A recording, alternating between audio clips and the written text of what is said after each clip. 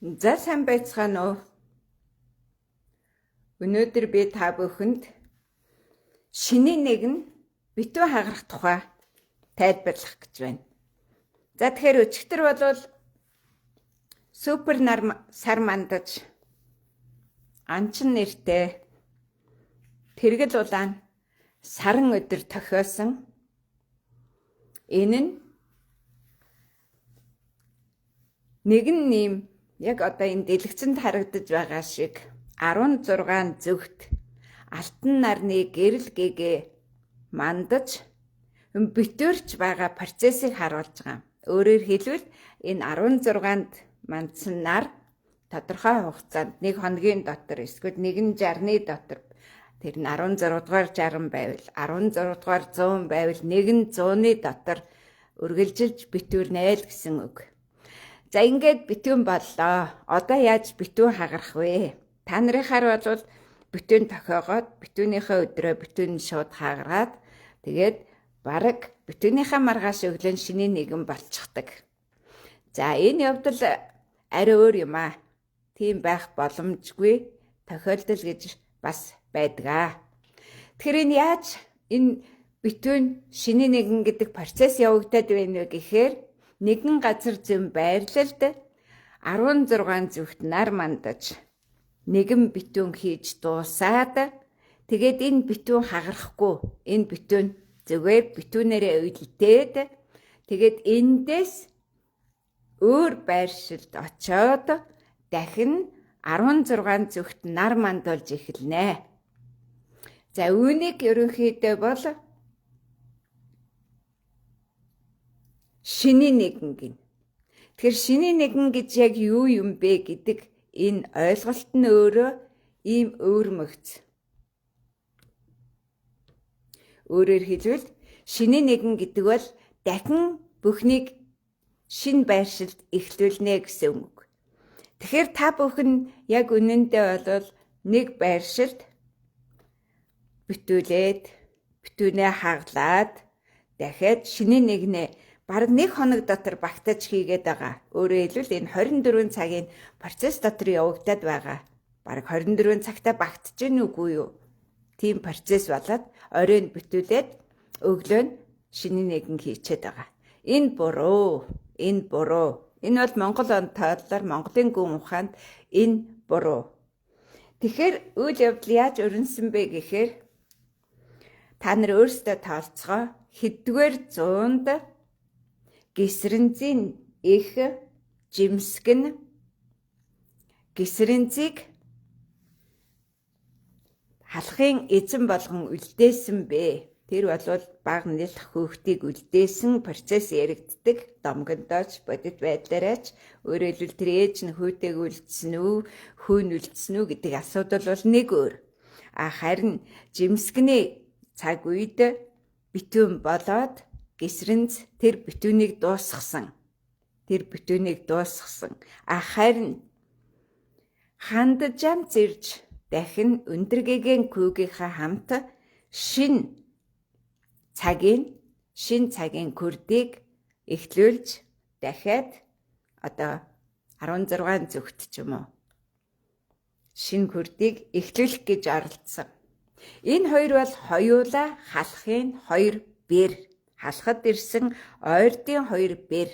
Жимсгэн бол ойрдын зүгээс залсан хатан Батбөгт аяа хаанд Мандухай хатан түүний их хатан тэгтээ түүний авгахынх нь хатан байсан хүн шүү дээ тий. Ингэж хоёр хатан нэг нь битүүн хийж нэг нь шинийн нэгнийг эхлүүлж байгаа нь 17 дугаар зууны түүх үйл явдал бол шинийн 1-р жарны шинийн 1-р зууны шин түүхийг эхлүүлж байгаа нь шинийн нэгэн хэмээх ойлголт. Тэгэхээр энд хоёр өөр хүн яригдаж байна. Хоёр өөр цагийн күрд яригдаж байна. Хоёр өөр орон зай яригдаж байна гэж ойлгох хэрэгтэй. Тэгэхээр ерөнхийдөө 16 дугаар зуунд гисрэнз халахын анх дугаар эзэн гисрэнзийн үед халахууд их Монголын битүүнд нэгдсэн. Ахмад Гөвөдийнх нь их Монголын битүүнд нэгдсэн. Гэхдээ тэр их Монголын битүүн нь өөрөө 1-р зуунд эхлээд 16-р зуунд дуусч байгаа 100-ны битүүнд нэгдсэн. Энийг өөртөө одоо нэлээд сонирхон судалж учрыг нь олох хэрэгтэй цаг үе иржээ. Тэгэхээр шиний нэгэн гэдэг бол бүр нэг өдрийн талд болж байгаа битүүн шиний нэгэн гэсэн та нарын тэмдэглэж байгаа үйл явдал биш, харин шин жарныг эхлүүлэх, эсвэл шин эрнийг эхлүүлэх хоёр өөр хүний үйл явдал, хоёр бэр бэрийн үйл явдал. Ойрдын хоёр бэр, жимсгэн ба хандаж амц хоёр, гисрэнц халахын анх дугаар эзэн ба өндөргийг халахын анх дугаар эзэн богд гэдэг хоёр өөр цаг үеийн үйл явдлыг эхлүүлэхдээ нэг нь битүүн хийсэн, нэг нь шиний нэгэн хийсэн. Ийм үйл явц. За яг ингэж 16 зүгт алтан нарны гэрлийг түгээх яг энэ цагийн күрдэн, энийг цагийн күрдэж гэж нэрлэнэ. Үүнийг бэрийн цагийн күрд гинэ. Яг өнөөдөр болвол нөгөө өчигдрийн супер сар маань хагарч нэг талдаа тэр 17-ны сар тохиож байгаа тэнгэрт. Энэ 17-ны сар гэдэг нь чухамгүй шиний нэгний сар. Тэгэхээр ангахын ухаан орчин цагийн шинжлэх ухаан ч гэсэн юу гэж хэлдэг гэхээр сарын тооллын хувьд ярихдаа сарын 17-ноос хойш хамгийн сонирхолтой нь бодисын солилцоо сайжирдаг гэж шинжлэх ухаанд батлагдаж дүгнэгдсэн байдаг. Бодисын солилцоо сайжирдаг гэж. Энэ нь юу гэж байгаа юм гэхээр шин цагийн шин эртний шин түүх эхэлж байгаа. Тэгэхээр энэ бол сэргэн мандалтын эхлэл гэж бүх үеийн түүхэнд бичигддэг байсан. Тэгэхээр та нар дундад зууны Европын сэргэн мандалт гэдэг бол 17 дугаар зуунд одоо хамаардаг сэргэн мандалт байдаг. Та бидний одоо танин мэдэж байгаа энэ шинжлэх ухаан гэдэг бол түүний өмнөх одоо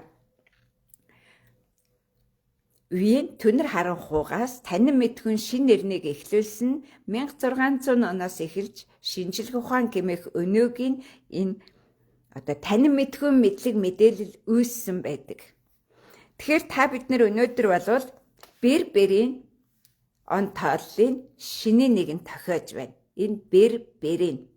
За энэ бэрийн шиний нэгэн тохиож байгаа үйл явдал бол монголчуудын өнөөдөр танин мэдэж ихэд хичээнгүйлж тэмдэглэх гэж оролдож байгаа тэр шиний нэгэн тэгтээ битүү тэргэл улаан гэрэлдэж байгаа дэлхий дахинд одоо дүүрэн сар эсвэл одоо супер сар гэж танигдсан тэр сарны дүүргэлтийн дараах өдөр тохиож байгаа энэ 17-ны сар гэмэх 17 дахь өдрийн сар юм аа.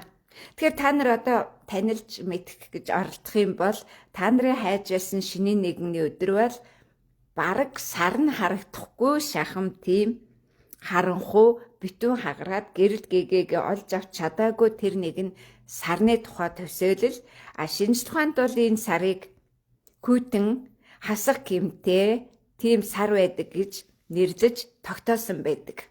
Өөрөөр хэлбэл шиний нэгэн эсвэл та нарын шивнэж гүгээд хүсэл мөрөөдлөө ярих гээд байгаа тэр сар бол хүйтэн сөрөг энергитэй ер нь бол сансрын хар энергийг түгээн дэлгэрүүлж байсан яг тэр үед нь тохиож байгаа. Нөгөө нэг талдаа бол энэ сар мөнхийн кэртэй сар гэсэн үг. Энэ бол сарн тооллын сүүлчийн өдөр та нар ярьж байна. Бид нар бол түүний эсрэг талд энэ Монголын 15-ны сарны дараах тэргэл улаан сар нь буюу тэр 16-ны сар битүүрээд 17-нд шиний нэгэн тохиож байгаа нь гадаагараа харах юм бол маш их хэмжээний гэрэл гэгээтэй тэр гэрэл гэгээний хэмжээг бол 99% гэж үнэлдэг юм. Яг 16-нд бол 100%, шиний нэгэндээ 99%-ийн гэрэл гэгээтэй ийм сар байдаг юм аа. Тэгэхээр одоо Монгол он тоолол Монголын астрономийн онтоолол, одоо орны онтоолол гэдэг нь бол шал өөр, байнга дотоод цөмтөө гар гэрхсэдэд хамаардаг. Хизээч аль нэгэн одон гэр, аль нэгэн одоо сүнж байгаа, үүсч байгаа сансрын тэр одонцруудтай Монголын онтоолол хизээч зууралддаггүй ийм онцлогтой. Тэгэхээр та бүхэн Монгол хэмээхүйг танин мэдэх, түүнийг олж таних, хүндэтгэлтэй хандах энэ цаг үе ирсэн нь дэлхий дахинд яг энэ тооллын үйл процесс нь эхэлж явагдах гэж байгаа. Тэгэхээр хүн төрөлхтний түүхэнд маш олон үе шаттай онтоолол байдгуудаас хамгийн урт хугацааны гэж үзэх онтоолол бол мянганы онтоолол. Яг одоо шинэ мянганы онтоолол эхлэх энэ цаг мөчийн процесс нь явж байгаа. Мэдээж тэр шинэ онтоолол эхлээд одоо шинэ мянганы түүх өв соёлыг шинэ эхлүүлэх, шинэ мянган жил оршин тогтнох чадах тийм хотуудын бүтээн байгуулалт эхлүүлдгээрээ суурин соёл иргэншлийн сэргэн мандалт эхлүүлдгээрээ мянганы онтоолол өөрмөгц болоод их онцлогтой. Тэгэхээр яг одоо би та нарт энэ хоёр хэмжээст шатрын бөөр шиг хар цагаан эсвэл одоо арга бэлэг гэж ярих, эсвэл газар ус гэж ярих энэ хоёр хэмжээстийн мянганы онтоолол дуусч байна. Хоёр дахь мянганаар харин одоо эхлэх гэж байгаа. Мянган бол гурав дахь мянган 3 хэмжээст. Түүнийг их олон янзаар 5-6 хэмжээст оруулахын хэрэг байхгүй. Энэ бол 3 хэмжээст. Яаж 3 хэмжээст болдог вэ гэхээр урд нь арга бэлэг буюу одоо нар сар эсвэл газар ус гэж байсан бол энд 3 дахь хэмжээс нь ариун гал орж ирж байж 3 дахь хэмжээс болно. Орон зай цаг хугацааны хувьд энэ өөрөө энэ 3 төлөвдөр явагдах үйл процесс юм. Тэгэхээр яг одоо бол бэр бэрийн эрен үе сайн дууссан, охины эрен үе дууссан, ариун ихийн онтоолол дууссан. Тэрнийг бүгдийг нь эхлүүлсэн түүх өв соёл аль хэдийнэ үргэлжлээд явж байгаа ийм эхлэл ба төгсгөлийн зааг болсон 40 жилийн түүх өв соёлыг та бүхэн туулж амьдарсан нь 1206 оны гал бар жирлийн ялалтыг 1986 оноос хойш 40 удаа 40 дахин дэлхийд дахин давтсан ийм процесс болж байж яг л нөгөө 1206 оны Тэмүжин Чингис хааны ялалтыг хэрхэн яаж 1246 онд Гүйг хаан давтахдаа аль хэдийнэ Ромын папад Мөнх тэнгэрийн хүчин дор Өгөөдөө хааны хүү Гүйгт нэгдэхийг шаардаж байсан тэр үйл процесс одоо давтагдах тэр давтамж нь ирж байгаа. Тэгэхээр та нар хэрвээ тооллоодох юм бол 13 жарны өмнө 1246 онд Гүйг хаан хаанчилж эхэлсэн. Тэгээд тэр хүн зөвхөн Ромын паптай харьцах түүнээс ирсэн захидал тэрний хариуг өгч байсан энэ гайхамшиг түүх өв соёл яг одоо дахин давтагдах гэж байна. Гэхдээ энэ удаад яаж давтагдах вэ гэхээр мэдээж Ромын папыг 14-р папыг одоо таны хугацаа дууслаа. Одоо нөгөө бүхний ярьж дууссан шиг одоо хааны халаатай эзний алуу ээлжтэй гэдэг шиг таны одоо цаг хугацаа дууссан. Та одоо ингээд үйл хэрэгээ зогсооно уу гэдэг энэ асуудлыг ярих хэрэгтэй болж байгаа. Энэ бол Гүйг хааны захидлын үргэлжлэлийг Ромын папт хүргэх ажиллагаа. Энийн бэлтгэл ажиллагаа бол ерөнхийдөө 4 жил үргэлжилж байгаа. Энэ жил 4 дахь жил нь үргэлжилж байгаа ажиллагаа. Тэгэхээр энэ юу гэж юу гэхээр Ромын папын оршин байгаа газар бол 7 довын орно. Дэлхийд дахин 7 довын соёл иргэншлийн төгсгөл болж байна. 8 дахь довын одоо үйл хэргийг эрт урдын цагт Атила хаан эхлүүлж Ромын папын үйл ажиллагааг зогсоож Ромын сенаторуудыг хуралддаг тэр одоо нэг талдаа сенаторуудын хурлын зааланд нь мортогоо давхиж орж байсан бол яг тэр цаг үе одоо ингээд тохиож эхлэх гэж байна. Ирэх жилийн 4-р сард. За энэ бол тоглын оронд болох гэж байгаа үйл явдал. Тэгэхээр Италийн нутгийг нэртэн тоглын орон гэдэг. Тоглын орон дотроо 7 довын орон бол энэ Ром хотын оршин байгаа 7 дов, ганц 7 дов Ромд төгсгөлээ хийгээгүй 7 үтийнхний төгсгөл ирж байгаа нь Гисрензэ удмынхны төгсгөл, түүнээс гадна 7 дов дээр орших Москвагийн 90 үеийн төгсгөл ирж байгаа. За тэгэхээр энэ 7 дов болгонд нь бүгдд нь 8 дахь дов байдаг. За тэр 8 дахь давууд нь бол Ромын Тибер голын нэхэнд 8 дахь дов бий. Тэрнийг эрт цагт Атила хаан захирч, хожуу Гүйг хаан захирч байсан. Гэхдээ тэр 8 дахь довын удаад шууд үйл ажиллагаагаа эхлүүлж чадахгүй. Бүх үйл явдал бүгд дахин шинээр эхлэх тэр байршилдаа ирж цэцгийн дэлбээ хумх мэд цаг хугацаа хураагдан хумигдж хаанаас энэ дэлхий дээр бүх үйл явдал эхэлсэн бэ гэдэг тэр байршлаас бүгд эхлэх.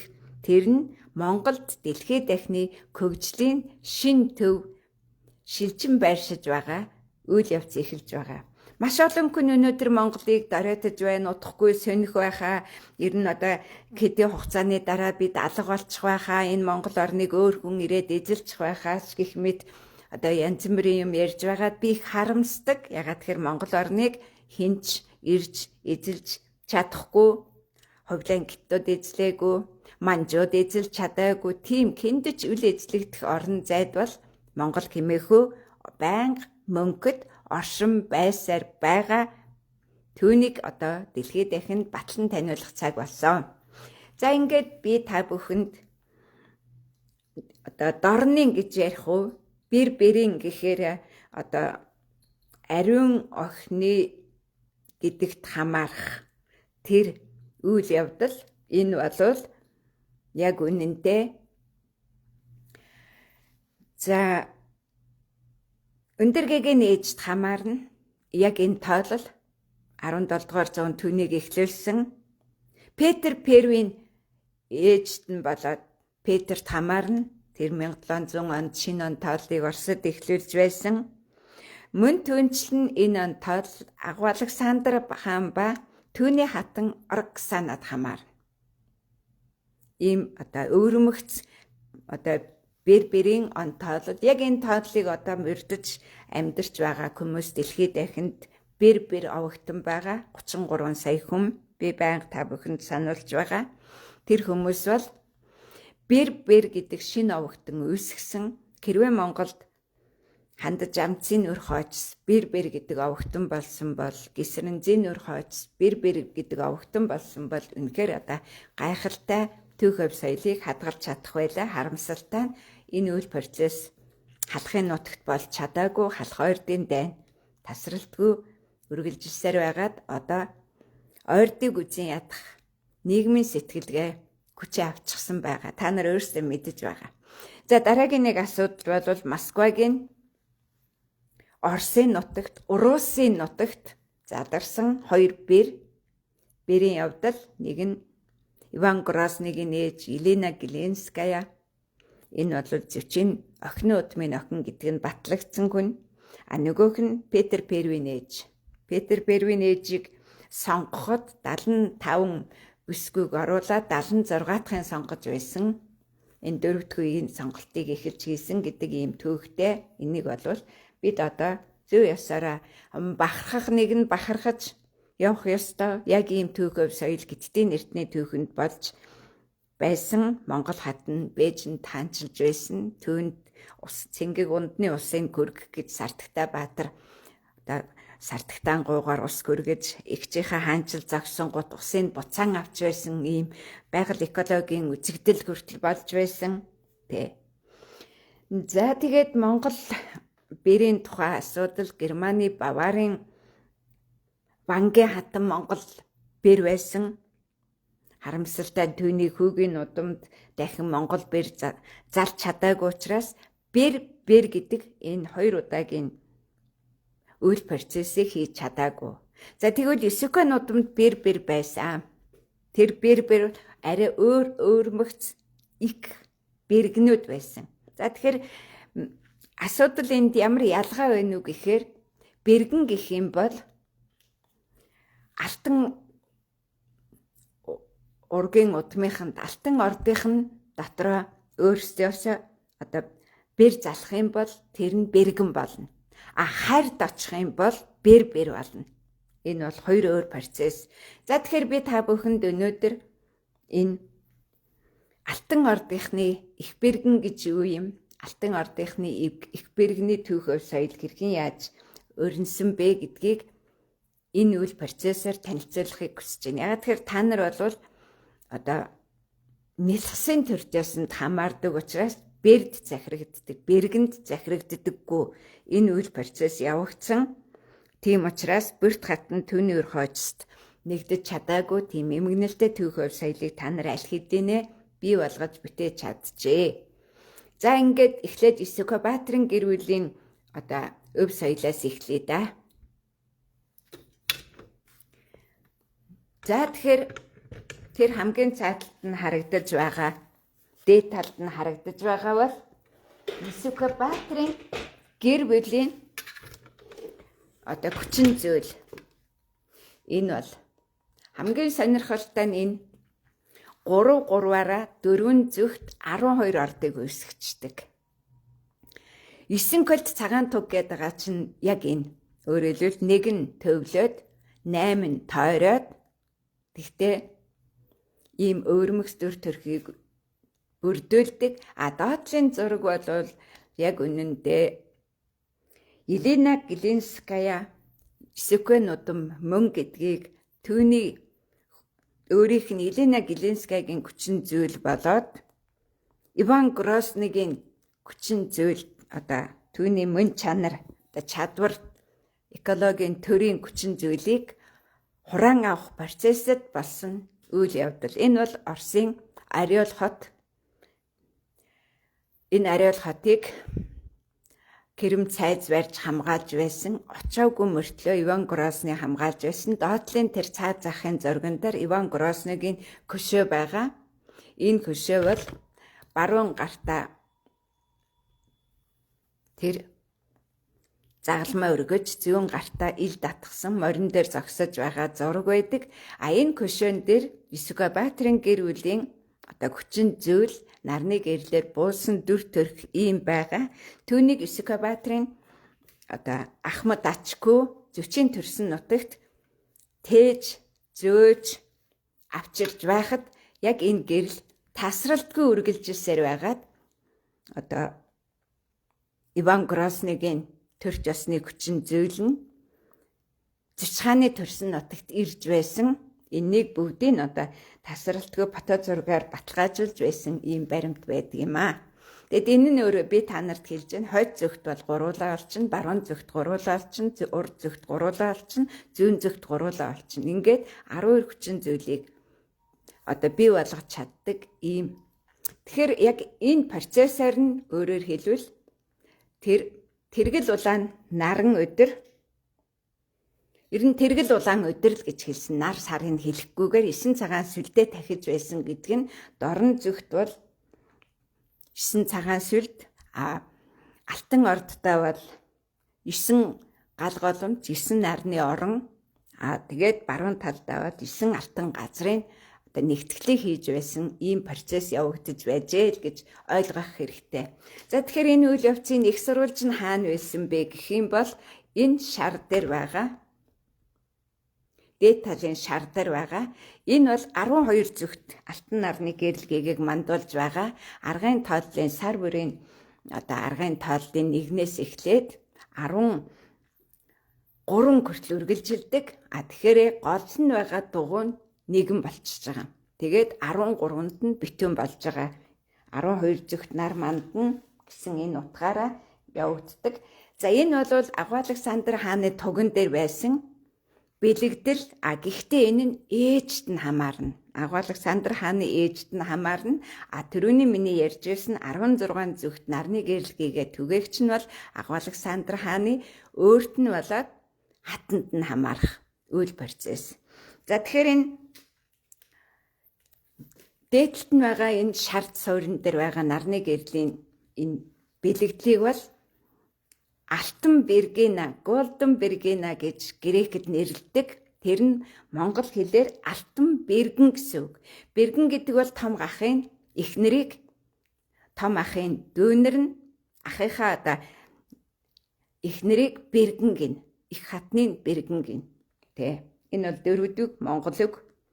Тэгээд тэрний Бергена гэж одоо галиглагдаж грекэд одоо хүртэл үлдсэн ийм гайхамшигтай бэлэгдэл байгаа.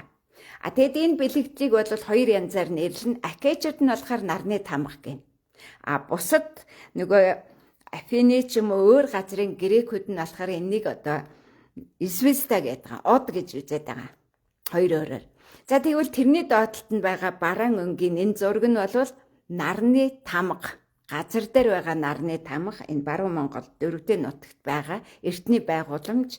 Энийг миний мэдээллүүдээр судалгаа хийдэг хүмүүс Оросоос ирж 6-7 байршил дорон босгож ийм мэдээллүүдийг зургуудыг авч надад явуулсан. Удахгүй тэр хүмүүс Монголд өөрснөө ирнэ.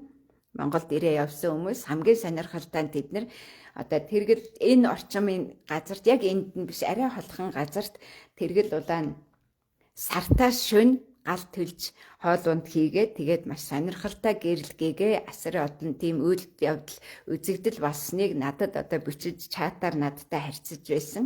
Маш сонирхолтой юм болж байсан. За тэгэхээр энэ бол газар дээрх нарны тамга. Та нар шууд одоо хараад таних байх голдон нарыг бэлэгдсэн мэт тэгээд чулуун тойрог тэгээд цагийн күрдийг одоо тодорхойлсон байдлаар ингэж харагданаа.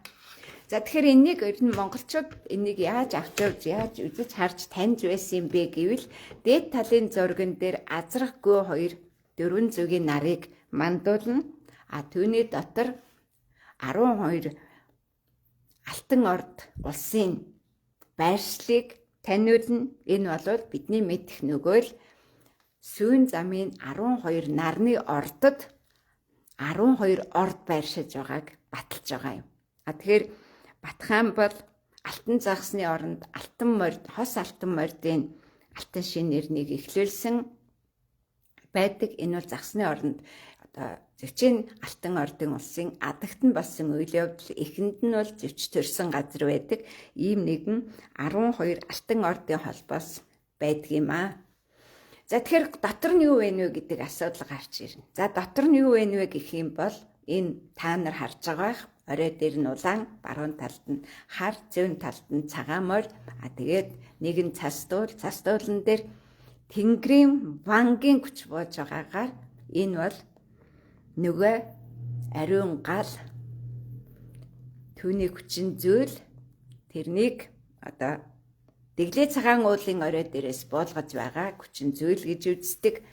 Тэгээд хар морь нь бол дэлхий ван, цагаан морь нь бол далай вангийн хүчийг дагуулдаг гэж үздэг. Энэ процесс явж байгаа. Саяны сар бол далай ван ба Сатурн, санчрын хоёр хөлөгтэй супер сар мандсан шүү дээ. За тэгэхээр доотлын ногоон суурин дээр байгаа нь бол алтан ордын бөөрийн тамга. Өөрөөр хэлбэл галын тамга, нарны тамга, бөөрийн тамга. Хамгийн голд нь хааны өргөө байна. Дөрвөн зүгийн наран тэнцэл дээр дөрвөн күү эсвэл дөрвөн бие хамгаалагч жанждын өргөө байна.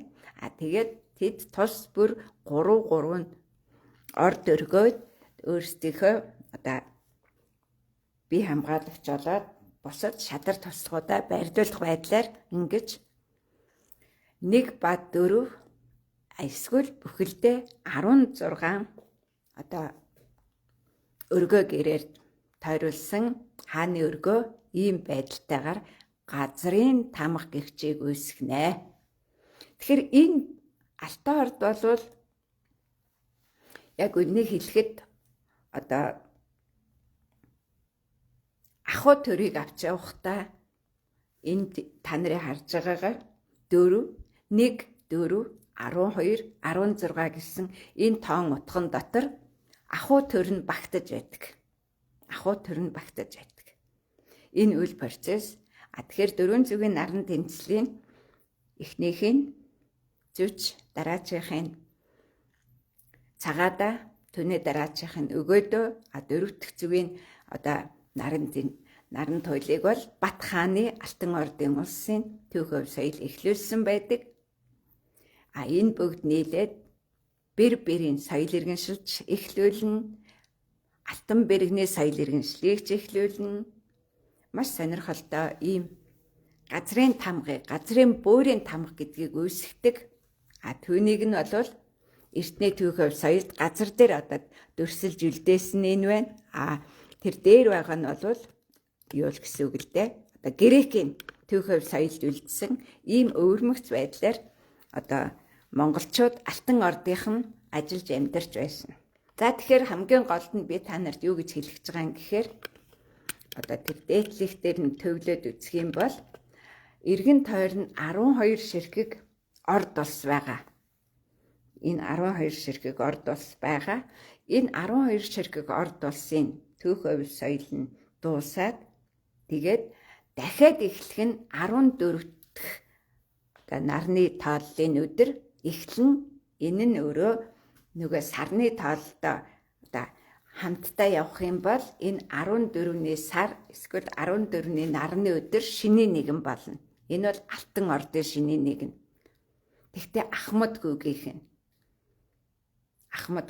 нь тий.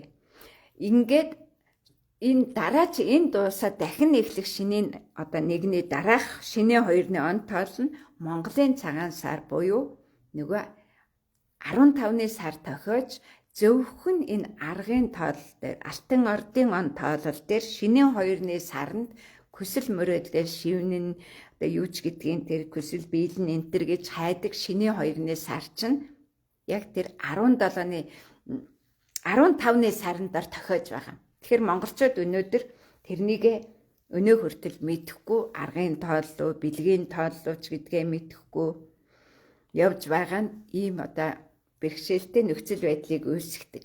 Тэгэхээр миний удмаас одоо Тэмүжинд бэр гуугараа гэж Сүхбаатарт хэлж явуулахдаа нэг талдаа бэр бэрийн он тооллыг эхлүүлж күн одоо гэрлэж хатан авах юм бол тэр аль шин бэр ирэхэд бүрт хатан бэргэнэ олчж байгаа. Алтан бэргэнэ болоод өөрөөр хэлбэл Чингис хааны одоо үйл хэргийг ихтэйгээ хамт Сүхбаатарыг байхгүй болсон хойно нь захирж явах тэр ахуй төрөг бүрдүүлж чадах Алтан бэргэнэ төрийн үйл явдлыг эхлүүлэх болцлоо хангачиж байгаа юм. Ингээд бүрт Тэмүжин хоёрын сүй тавьсан газар зүйн байрлал тэгээд тэдний одоо Ахмад хүүгээ төрүүлсэн орон зай энэ бүгд бол 360 булагтай 360 нуурын ундрагыг үүсгдэг. Тэр одоо нуурууд бүгдээрээ ус нь дүүрээд халиад цааш нь юм ташуу ингэр дээр байгаа тэр нуурын ус цаашаага халиад урсах юм бол чуй гэдэг голын одоо их сурвалж ундраг нь болдог.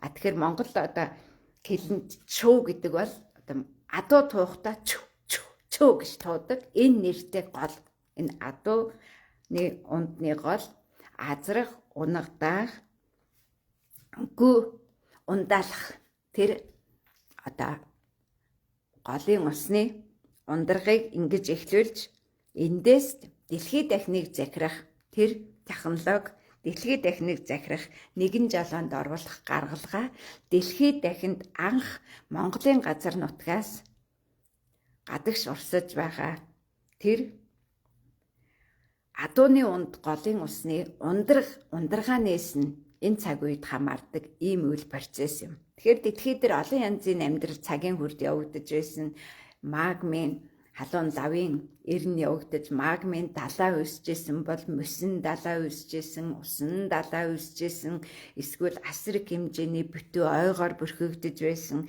дараа нь ил газрууд үүсэж байсан гэд энэ экологийн орчин яаж хувьсан өөрчлөгдөж байгаагаас хамаарч яг тийм төр адилхан яг тэр процессэнд нь дагалдаж хувьсэж байсан.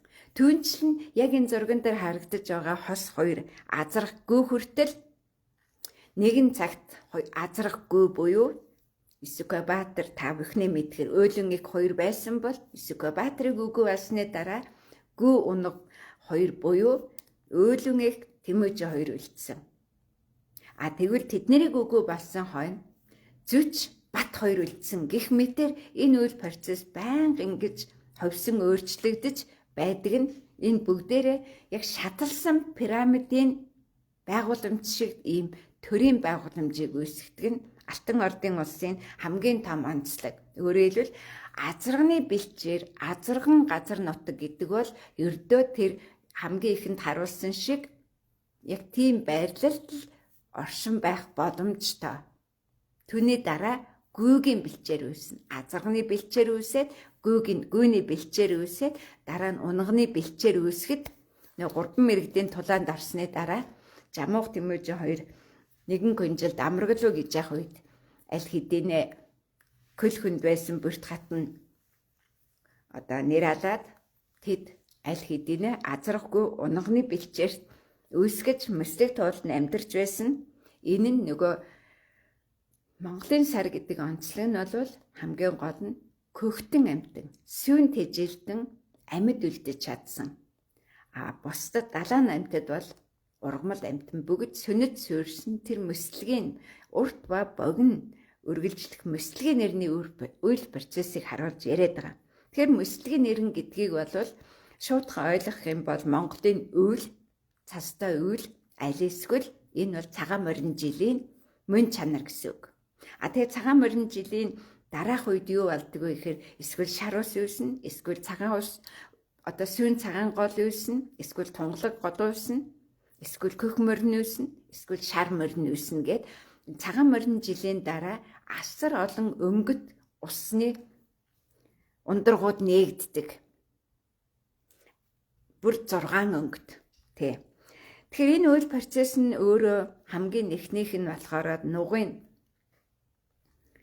соёл иргэншил өндөр ууланд адууны бэлчээрт эхэлж байсан нь тэр азрахгүй унаг гурвын амьдарч байсан цаг үе байсан бол түүний дараах үед нь азарганы бэлчээр дуусч байгаа үед нь азарганы хаанчлал нь дуусчихж байгаа.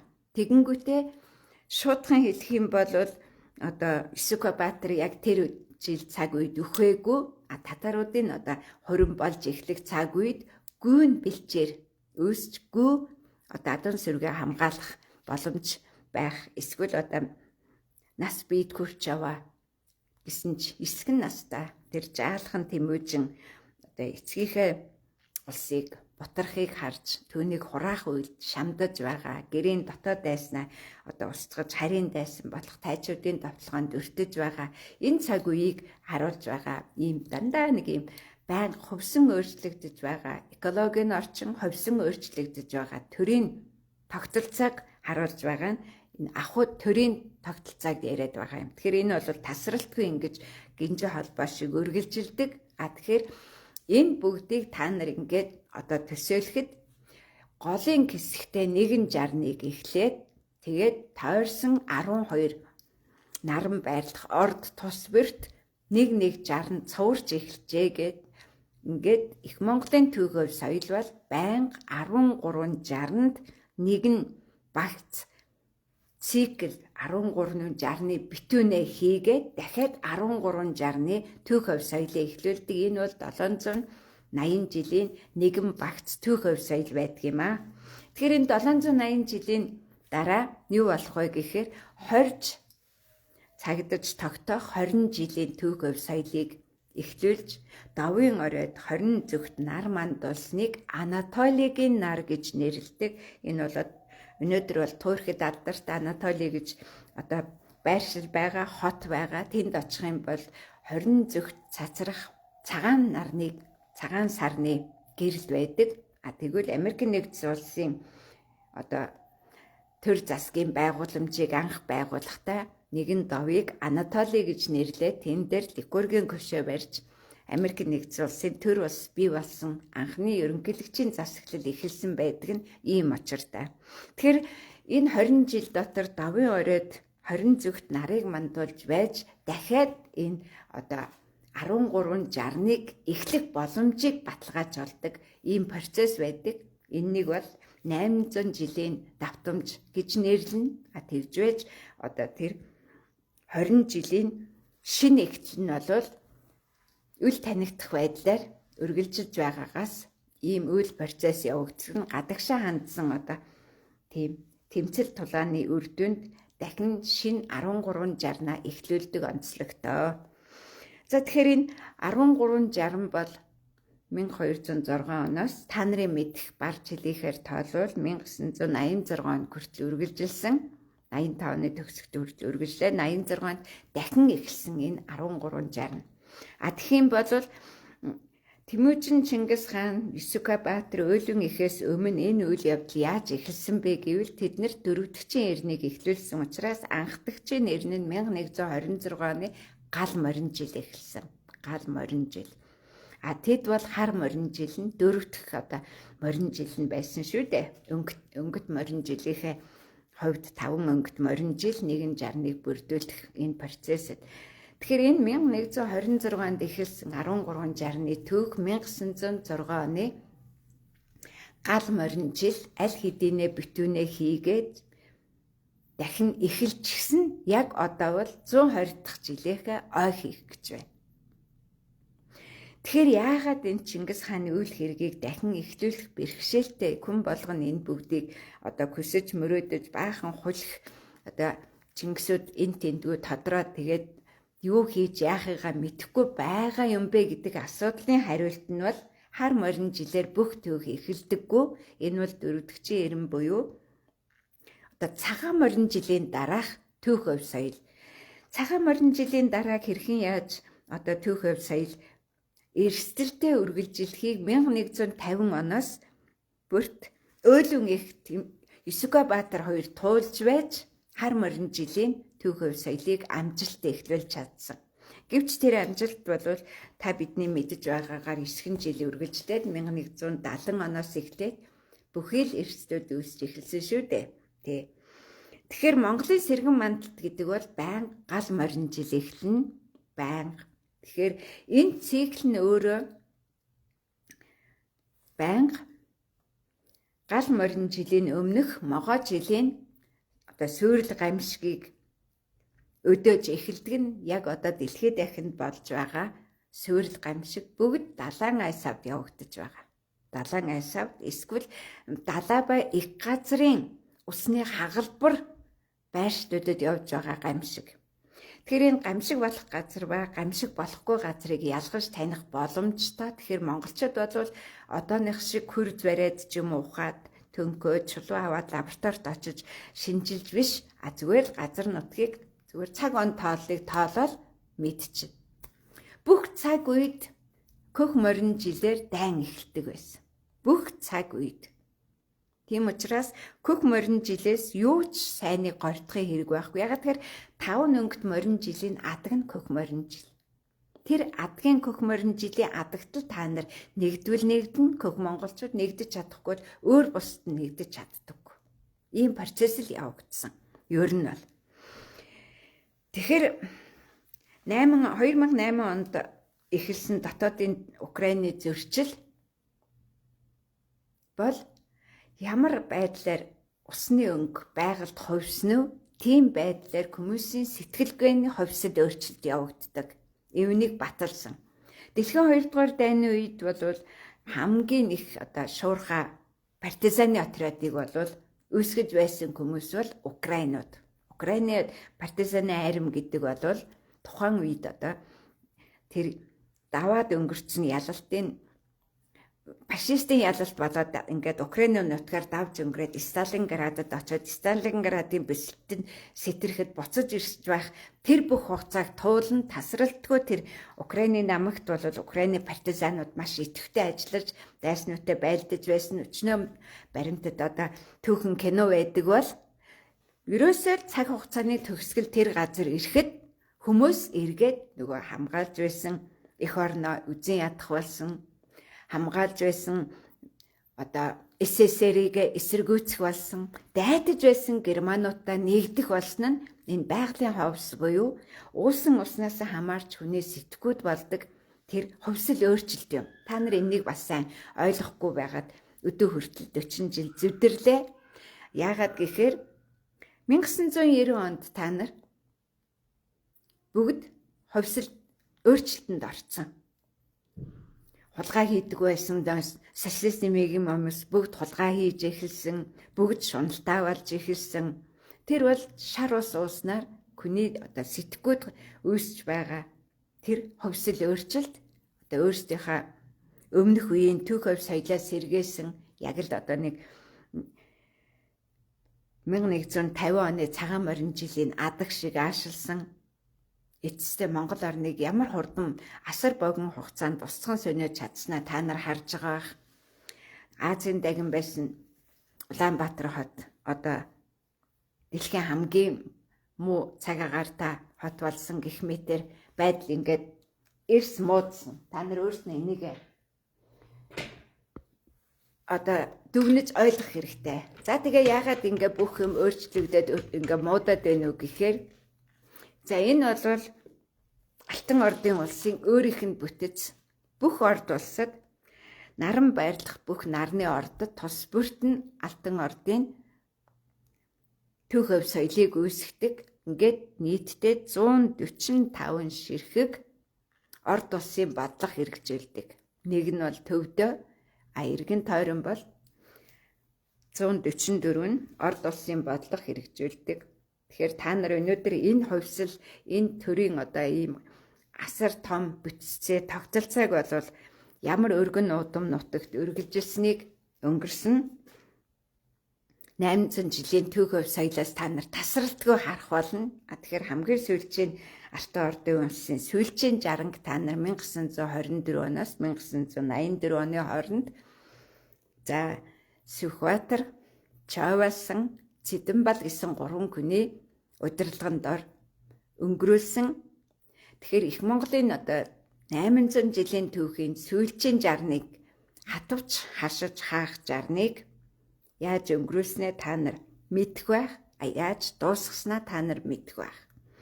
Тэгэхээр энэ 1984 он бол цаг хугацааны маш том хугарлын цаг үе таарсан. Цаг хугацааны хайж тохиолсон нь сүүн замын эрен төгсөж байсан үе 1984 оны 7 дугаар сар тохиолсон. Яг энэ цаг үед та нар Дөрөвдийн Цэдэнбалыг төрөөс зайлуулж өөрсдөө намагт шигдэж үлдсэн. Яст мэлхийн орон биш, намгийн мэлхийн оронд үлдсэн ийм процесс явагдсан. Тэгэхээр та нар бол ерөнхийдөө загсны ордын загсны эртний 26,000 жилийн төв хувь соёлын сүүлийн 10,000 жилийн тангадын наран гэрэлт түмэн наст он жилүүдийг угтаж өдөж амьдрах гэж оролдож түүнийг одоо ч гэсэн дахин эхлүүлэх гэж оролдож байгаа нь энэ тамаар нь яг энэ бүх циклүүд нь бол ерөнхийдөө 312,000 жилийн нэгэн том циклийг бүрдүүлэх сүүн замын нэгэн шин нэрн эхлэх процесс бэлтгэлдээ хийж Евразид эхлүүлэх гэж байна. Тэгэхээр саяхан бид нар бол Арслангийн ордод хуц хурганы эрен үеийг эхлүүлсэн 3 хуц 3 хурганы толгойтой тулга дээр цай чанж хоол хийж тэр толгоны эрнийг эхлүүлсэн. Яг тийм хуучин тулга бол Килийн цааталт Көх орой тосгонд байдаг. Энэ бол баримт музейд байгаа эд үлгийн зүйлийг одоо хэн ч очиж үзээ судлаад ижлэхэн мэтийн тогтооно. Бид бол хуц хоргоны эрнийг эхлүүлсэн. Яг ийм эрен цагийг 8 дугаар сард Египтэд эхлүүлсэн бол хуц толгойтой Арслангийн эрен эхлэх байсан.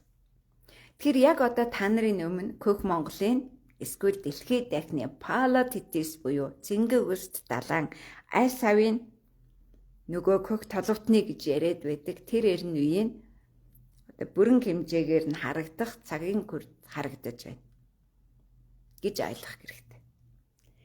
Тэгэхээр энэ Көх Монгол болно гэдэг бол заавал ариун галголомт байж нөгөө Алагдсан бэхэд хэлсэн шиг хатагтай хүнд 3 төр бий тэгжвэж чиний төр дөрөвтг нь болноо гэдэг бол хатагтай хүний 3 төр бол Дуваа үгийн Ахмад 3 кө тэгжвэж дөрөвдөх ганц охиных нь төр нь бодит байж чадах нь дөрөвдөгчийн эрнийг эхлүүлсэн.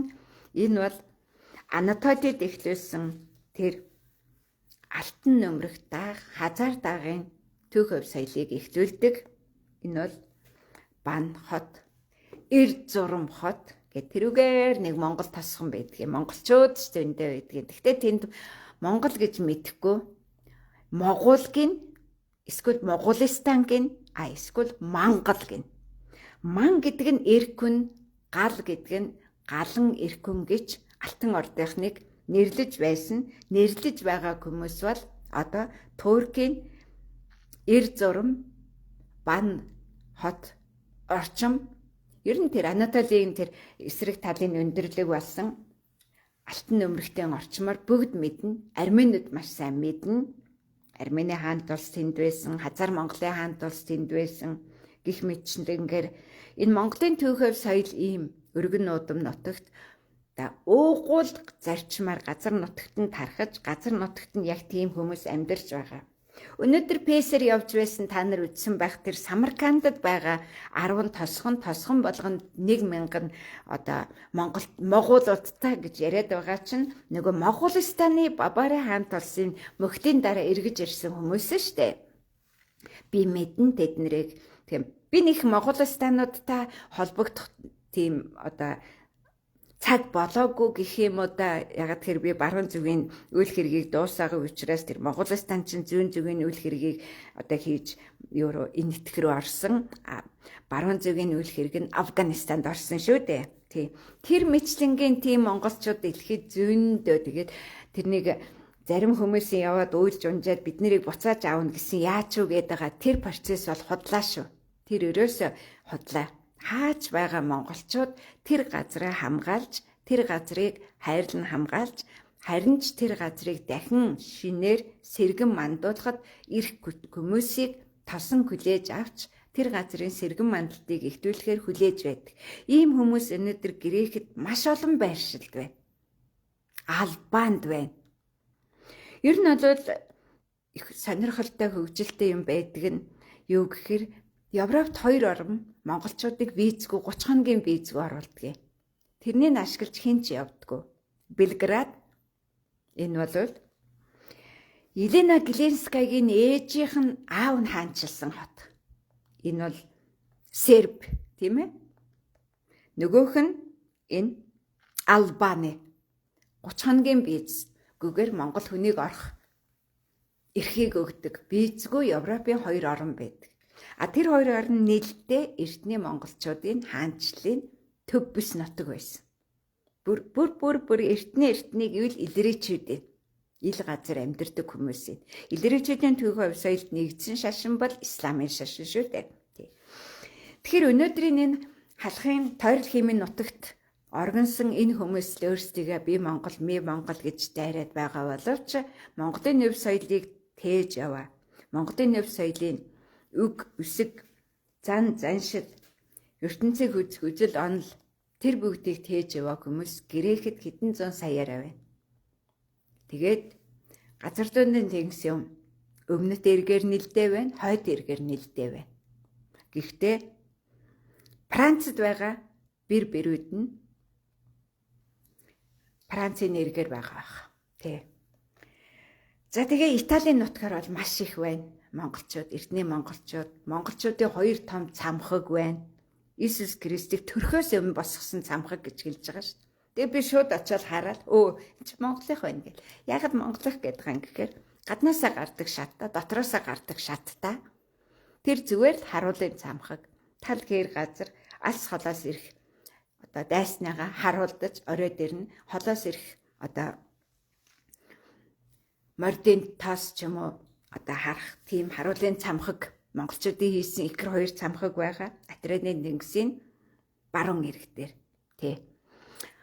Тэнд одоо монгол хээтэй торгон одоо монгол хээний эртний торгуудаар ханыг одоо зургалсан. Ер нь бол тэр хотыг Сэрүүн асарт хот гэдэг. Тэр нь яагаад тэнд Сэрүүн асарт гэж нэрлэж очсон гэхээр тэр Сарай хатан гэж байсан. Түүнд халуун орны нутагт тийм нэг асар босгож өгчээсэн. Тэгээд тэр асрынх нь орой дээр бол яг Айсапиагийн орой дээрх шиг тиймэрхүү тэр түрүү харуулж исэн 16 зүгт нар мандаж байгаа мэт тийм зурагтай тийм одоо асар босгож өгсөн 4 көлтэй асар. 4 багантай. Түүнээс биш туурга байхгүй. За тийм асрыг бол тэр сэрүүн асар гэдэг. Тэр асар бол тэр хотод ерөөсөө нийлтэй засамлын хажуугаар бол бүх байшингуудын 1-р давхар нь нийл сэрүүн асарт. Тэгээ хүн төрөлхтний түүхэнд бөмбөр оройтой ялангуяа алтан, алтадсан, хар, ногоон, көх, олон өнгөтэй энэ бөмбөр оройт сүмийн орой бол алтан ордын бэлэгдэл. Энэ бол маш эртнээс хүн төрөлхтний түүхэнд тарсан. Ингээд ярих юм бол энд бидэнд дэлхийд гайхуулах, дэлхийд дахинд багцлаад бариад авах хүн төрөлхтний түүхэнд оруулсан бидний тэр өв соёлын асар их тийм боломж нь энэ юунд байгаад байна. Тэр боломж нь бидний хувьд алтан ордын соёл иргэншил болчиход байна. Тэгэхээр бид нэр энэ алтан ордын соёл иргэншлийг төдий чинээ хайрлаж чадна.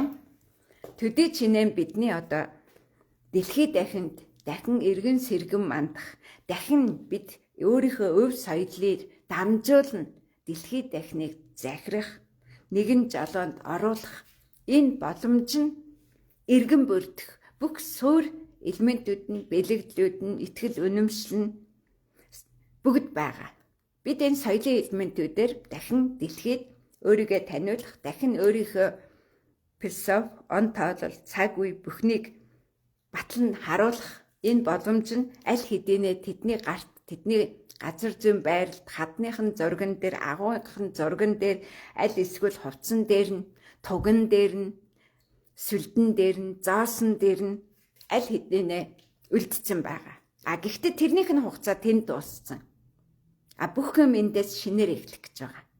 Тэгэхээр альва нэгэн соёл иргэншилд алтаар, мөнгөөр, күрлээр Монголд бол 3 хүрлээр баталгаажуулдаг нь одоо тэр одоо айргийн 5 морьдоо одоо меладаг одоо медаль энтерт нь багтдаг бол хадан дээр, шавран дээр гих мэтэр тэр соёл иргэншлээс хамаарч баталгаажуулах үйл процесс явагддаг. Тэр сараа хатны бэлэгдэл бол өнөөдөр Израилийн туган дээр зугаалж явна. Яг тэгэхээр Авраамийн хатан бол Монгол сараа хатан байсан. Тэр хатны том хөвгийнх нь удам бол Еврей 12 ясны тулгар яс одоо 12 овг аймгийг бий болгосон эцэстээ еврейгээ шүтээд зайлан одсон ийм л түүх соёлоор бид нэр одоо Израилийн тугийг хоослох гэж байна. Мөн түнчлэн Египтийн София гүнж бэрн тэрж ирсэн тэр 2 толгойтой алтан бүрэгдийг Оросын тугнаас буулгах гэж байна. Цагаан морьтой Хүлэг Баатар луу могоо алж байгаа тэр Григорийн гэж нэрлэгдэж байгаа тэр бэлэгдэл бол Атила хааны ээжийнх нь бэлэгдэл Алтан Праг хотод байдаг. Тэрнийг өнөөдөр хүчинг болгох гэж байна. Тэгэхээр бидэнд өнөөдөр ийм агуу их боломж байхад яах гэж тэр эртний ой иргэдийн булш болсон нүүрсийг хулгаалan тэр унтрах гэж байгаа гиттийн гал голомтыг цоцол болгож өргөж бай. Түүгээр ам зогоох гэж зүдэрч байгаа юм бэ гэдг л сонирхолтой. Тэгэхээр энэ яагаад ийм байдалд орвоо гэх юм бол Бээжинд салан тусгаарлаж эхэлсэн ховлын төрч ёсыг баримжаалан дагсан Монголын өнөөдрийн төр мөн түнчлэн монголчуудын хар сарн дор хар кредийн хар төрийн баримжааг барьж байгаа андуурлаас болоод үүсэж байгаа төөрөгдөл, туйлшрал, туйлдалт энэ ядуугийн их сурвалжууд болчиход байгаа юм. Тэгэхээр алдагдсан боломж гэвэл та нарт яг одоо алдсан 40 жил байна. 41 дахь жил нь бол 1941 оны давтамжийг хийх гээд байгаа дэлхийд дахинд болж байгаа күүтрэл. Тэгэхээр Волгоград хот буюу Сталинград хот орчимд 30, 40, 45 км-ийн хүйтэн тэр он жилүүд эхлэх мэд гүйднийг эхлүүлвэл юу болох вэ? Та нар өөрснөө төсөөлцгөө. Ийм их күүтрэл дэлхийд дахинд болно гэвэл юу болох вэ? Энэ бол мөслөг. Тэгэхээр хүн төрөлхтний соёл иргэншил хоёрхан юмд л сүрдэг. За 3 юмд юм да. Нэг нь мөсөн цөлд, нэг нь элсэн цөлд. За үгүй бол далайн усан живцэн байдаг. Асар их далайн оролоос эртний артефактуудыг олоод байгаа шүү дээ, тийм ээ. Тэгэхээр Монголд өнөөдөр нөгөө тангуудын хар хот шиг элсэн цөлд цутгагдах хотуудын тоо олширч байна. Хэрвээ та нар Монгол гэх юм бол хамгийн түрүүнд булаг ярих ёстой. Булаг. За жишээ нь Мөнх овооны гол гэж байна. Энэ бол Өмнөгов аймгийн нутаг Хамбогд сумын нутгаар орсдог Мөнх овооны гол, ундааны гол. Тэр Мөнх овооны гол, ундааны гол яг хэрлэн гол шиг урсцынхаа зам дагууда ёроолоос нь булаг ундарч усны ундаргыг нэмдэг. Өөрөөр хэлбэл энэ гол Монгол гол бол голынхаа голдрлын дагуу ёроолоосоо булгаар тижээгддэг. Ихэнх голууд бол намгийн уснаас аль нэгэн тунмал одоо өндөр уулны орой дээр байгаа тунмал көх шар нуурын уснаас цас мэс борооны усаар тижээгддэг бол Монгол байнга булгийн ундрахт голтой. Тэр булгийн ундрах гол нь тухайн голын усыг цэнгэгшүүлж чаддаг урсцынхаа явцад. Би олон удаа сануулж хэлжсэн гэрлэн голд ягаад хүмүүс ялангуяа тэр гүүрээс нь доод хэсэгт хүмүүс гэрлэн голд жив зүхэд байна вэ гэвэл гэрлэн гол доороо ширүүн урсгалтай доороосоо булаг ундраг ихтэй тэгээд 2 давхар урсгалтай дээрээ намуухан доороо ширүүн. Тэгээ яг тэр доод ширүүн гол руугаа колио алдсаж ширүүн урсгалд нь колио алдсан хүн яаж сэлээ тэр ширүүн урсгалыг давж гарч чадахгүйгээр живээд байгаа. Би нэг бүр 2002 онд тэнд очиж нутгийн хүмүүст нь хэлж ярьж байсан. Тэ. За тэгэхээр дараагийн асуудал бол нүүдлийн соёл иргэншил. Нүүдлийн соёл иргэншил гэхээр та нарын хувьд бол одоо тэр гэрлэн голыг өгсөө ч юм уу гэрлэн голын нэг тохой дотор одоо баруун тийш хараад манай цуслан зүүн тийш хараад манай өвлчээ урагшаа хараад манай намарчаа гэд байж ах тийм айлууд байна. Тэгээд тэрнийг одоо нүүдлийн гэж яриад тэр хоорондоо нэг өхөр тэрэг колиглээд нөөцдөг. Тэгээ баг тэр бөөр болгондоо хідэн модон торохтой бүрээдүүд дээр би очиж исэн. За энэ нүүдлийн соёл иргэншил биш юм аа. Нүүдлийн соёл иргэншил гэдэг бол яг одоо Монголын төр зэвчэн төрсөн нутагт дээр нүүж очиж байрлаад цаашаа Батын төр улсыг мандуулах уу, нааша Гүйг хааны төр улсыг мандуулах уу гэдэг зааг дээр цаашаа 20 зүгт нар мандуулна, нааша 20 зүгт нар мандуулна. Ингээ нийт 40 зүгт нар мандуулах нөгөө Стамбулын Константинополийн сэргэн мандалтыг эхлүүлсэн Ай Софиягийн оройд ирэх 40 зүгт цонхны гэрлэр гэрэлтгүү 40 зүгт дотроос нь гэрэл гэгээг түгээх үү гэдэг энэ үйл процесс дээр очичаад байна. Монголын төрийн нүүдлийн соёл иргэншлийг ярих юм бол монголчуудын нүүдлийн соёл иргэншлийг ярих юм бол тэгэхээр нөгөө миний яриад байгаа 360 нуур нь усан дундраад көлдчээд байж байх юм бол түүнийг та нар одоо би бол тийшээ одоо аялал жуулчлал хөгжүүлж үзүүлэх гэж гадаад дотоодын дэлхийн бүх улсуудыг үзүүлэх гэж оролдож бид нар тэнд анхны кемпийнхаа одоо суурийг тавьж эхэлсэн л дээ тий. Тэгээ тэнд очих юм бол та нар 360 тойрог зурагтай одоо нэг яс мэлхийн нуруунд дэр нэг юм байдаг штэ тийм ээ. Тэр зураг та нар очиж харна. Көлдөө байх. А гисэх юм бол тэнд цэнгэгүс нуурал харна. Эргэн тойрон цэцэг дэлбэлц. Тэгтээ зүгөө байхгүй. Ийм гайхамшигтай их орныг бүрд хатан тэнд бий болгож байж өөрийнхөө ахмадгүй Зэвч хааныг төрүүлсэн нь Зэвч хааны бэлчээр нутаг нь Түмэн, Омск, Томск, Астрахан хүртэл үргэлжлэн. Ямар агуу бол уудам нутаг байна вэ? Зэвчийн Алтан ордын улс гэж. Зэвчийн Алтан ордын улс дотор Оргонсон нь Батхааны Алтан ордын улсын нийслэл хот Батулсараа.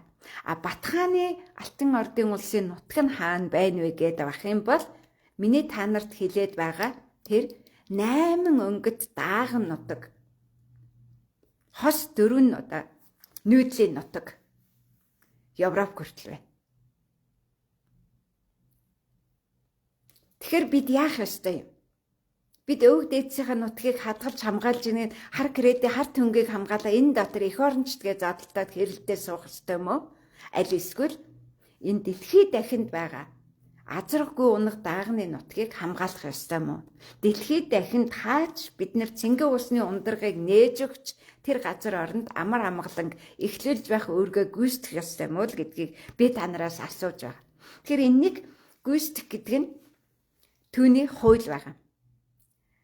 Зүчхааны алтан ордын улсын их 5 хууль. Батхааны алтан ордын улсын их 6 хууль. Нийлээд 11 хууль. Нэг нь хайдсан бэ. Нэг нь загсны ордод ямар ч хууль байхгүй. Загсны ордоос бусад нарны 12 ордын 11 нь бүгд хуультай. Тэр хуулийн дор дэлхийг захирна. Тэгэхээр энэ зүгээр л хууль дүрм журам байгаа болохоос биш тэнд буу ил давж очиж хэн нэгнийг алж дүүжилж хядаж устгаж байж захирах явдал биш. Бидэнд ийм гайхамшигт өв соёл үлдээсэн учраас бид одоо оюуны хувьсэл хийн, оюуны сэргэн мандалт хийн гэдэг нь дэлхийд дахныг тухайн газар зүйн байрлалд нь тохирсон бодлого хэрэгжүүлж захирна гэсэн үг.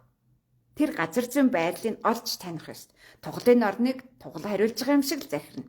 Тугч барин тугалж хариулна гэхээр та нарын хувьд бол тугийг барих нь адууны бэлчээрт адууны дэл сүлдээ сүлдээ бариад адууны нуруунд дээр дайнд орно. Тугалын бэлчээрт тугалаа хариулна. Энд чи хоёр өөр төрлийн бодлого байхгүй. Тэгэхээр ихэнх нь бол тугал хариулахыг ялан ажил зарц боолын ажил шиг ойлгоод байгаа нь буруу байхгүй юу?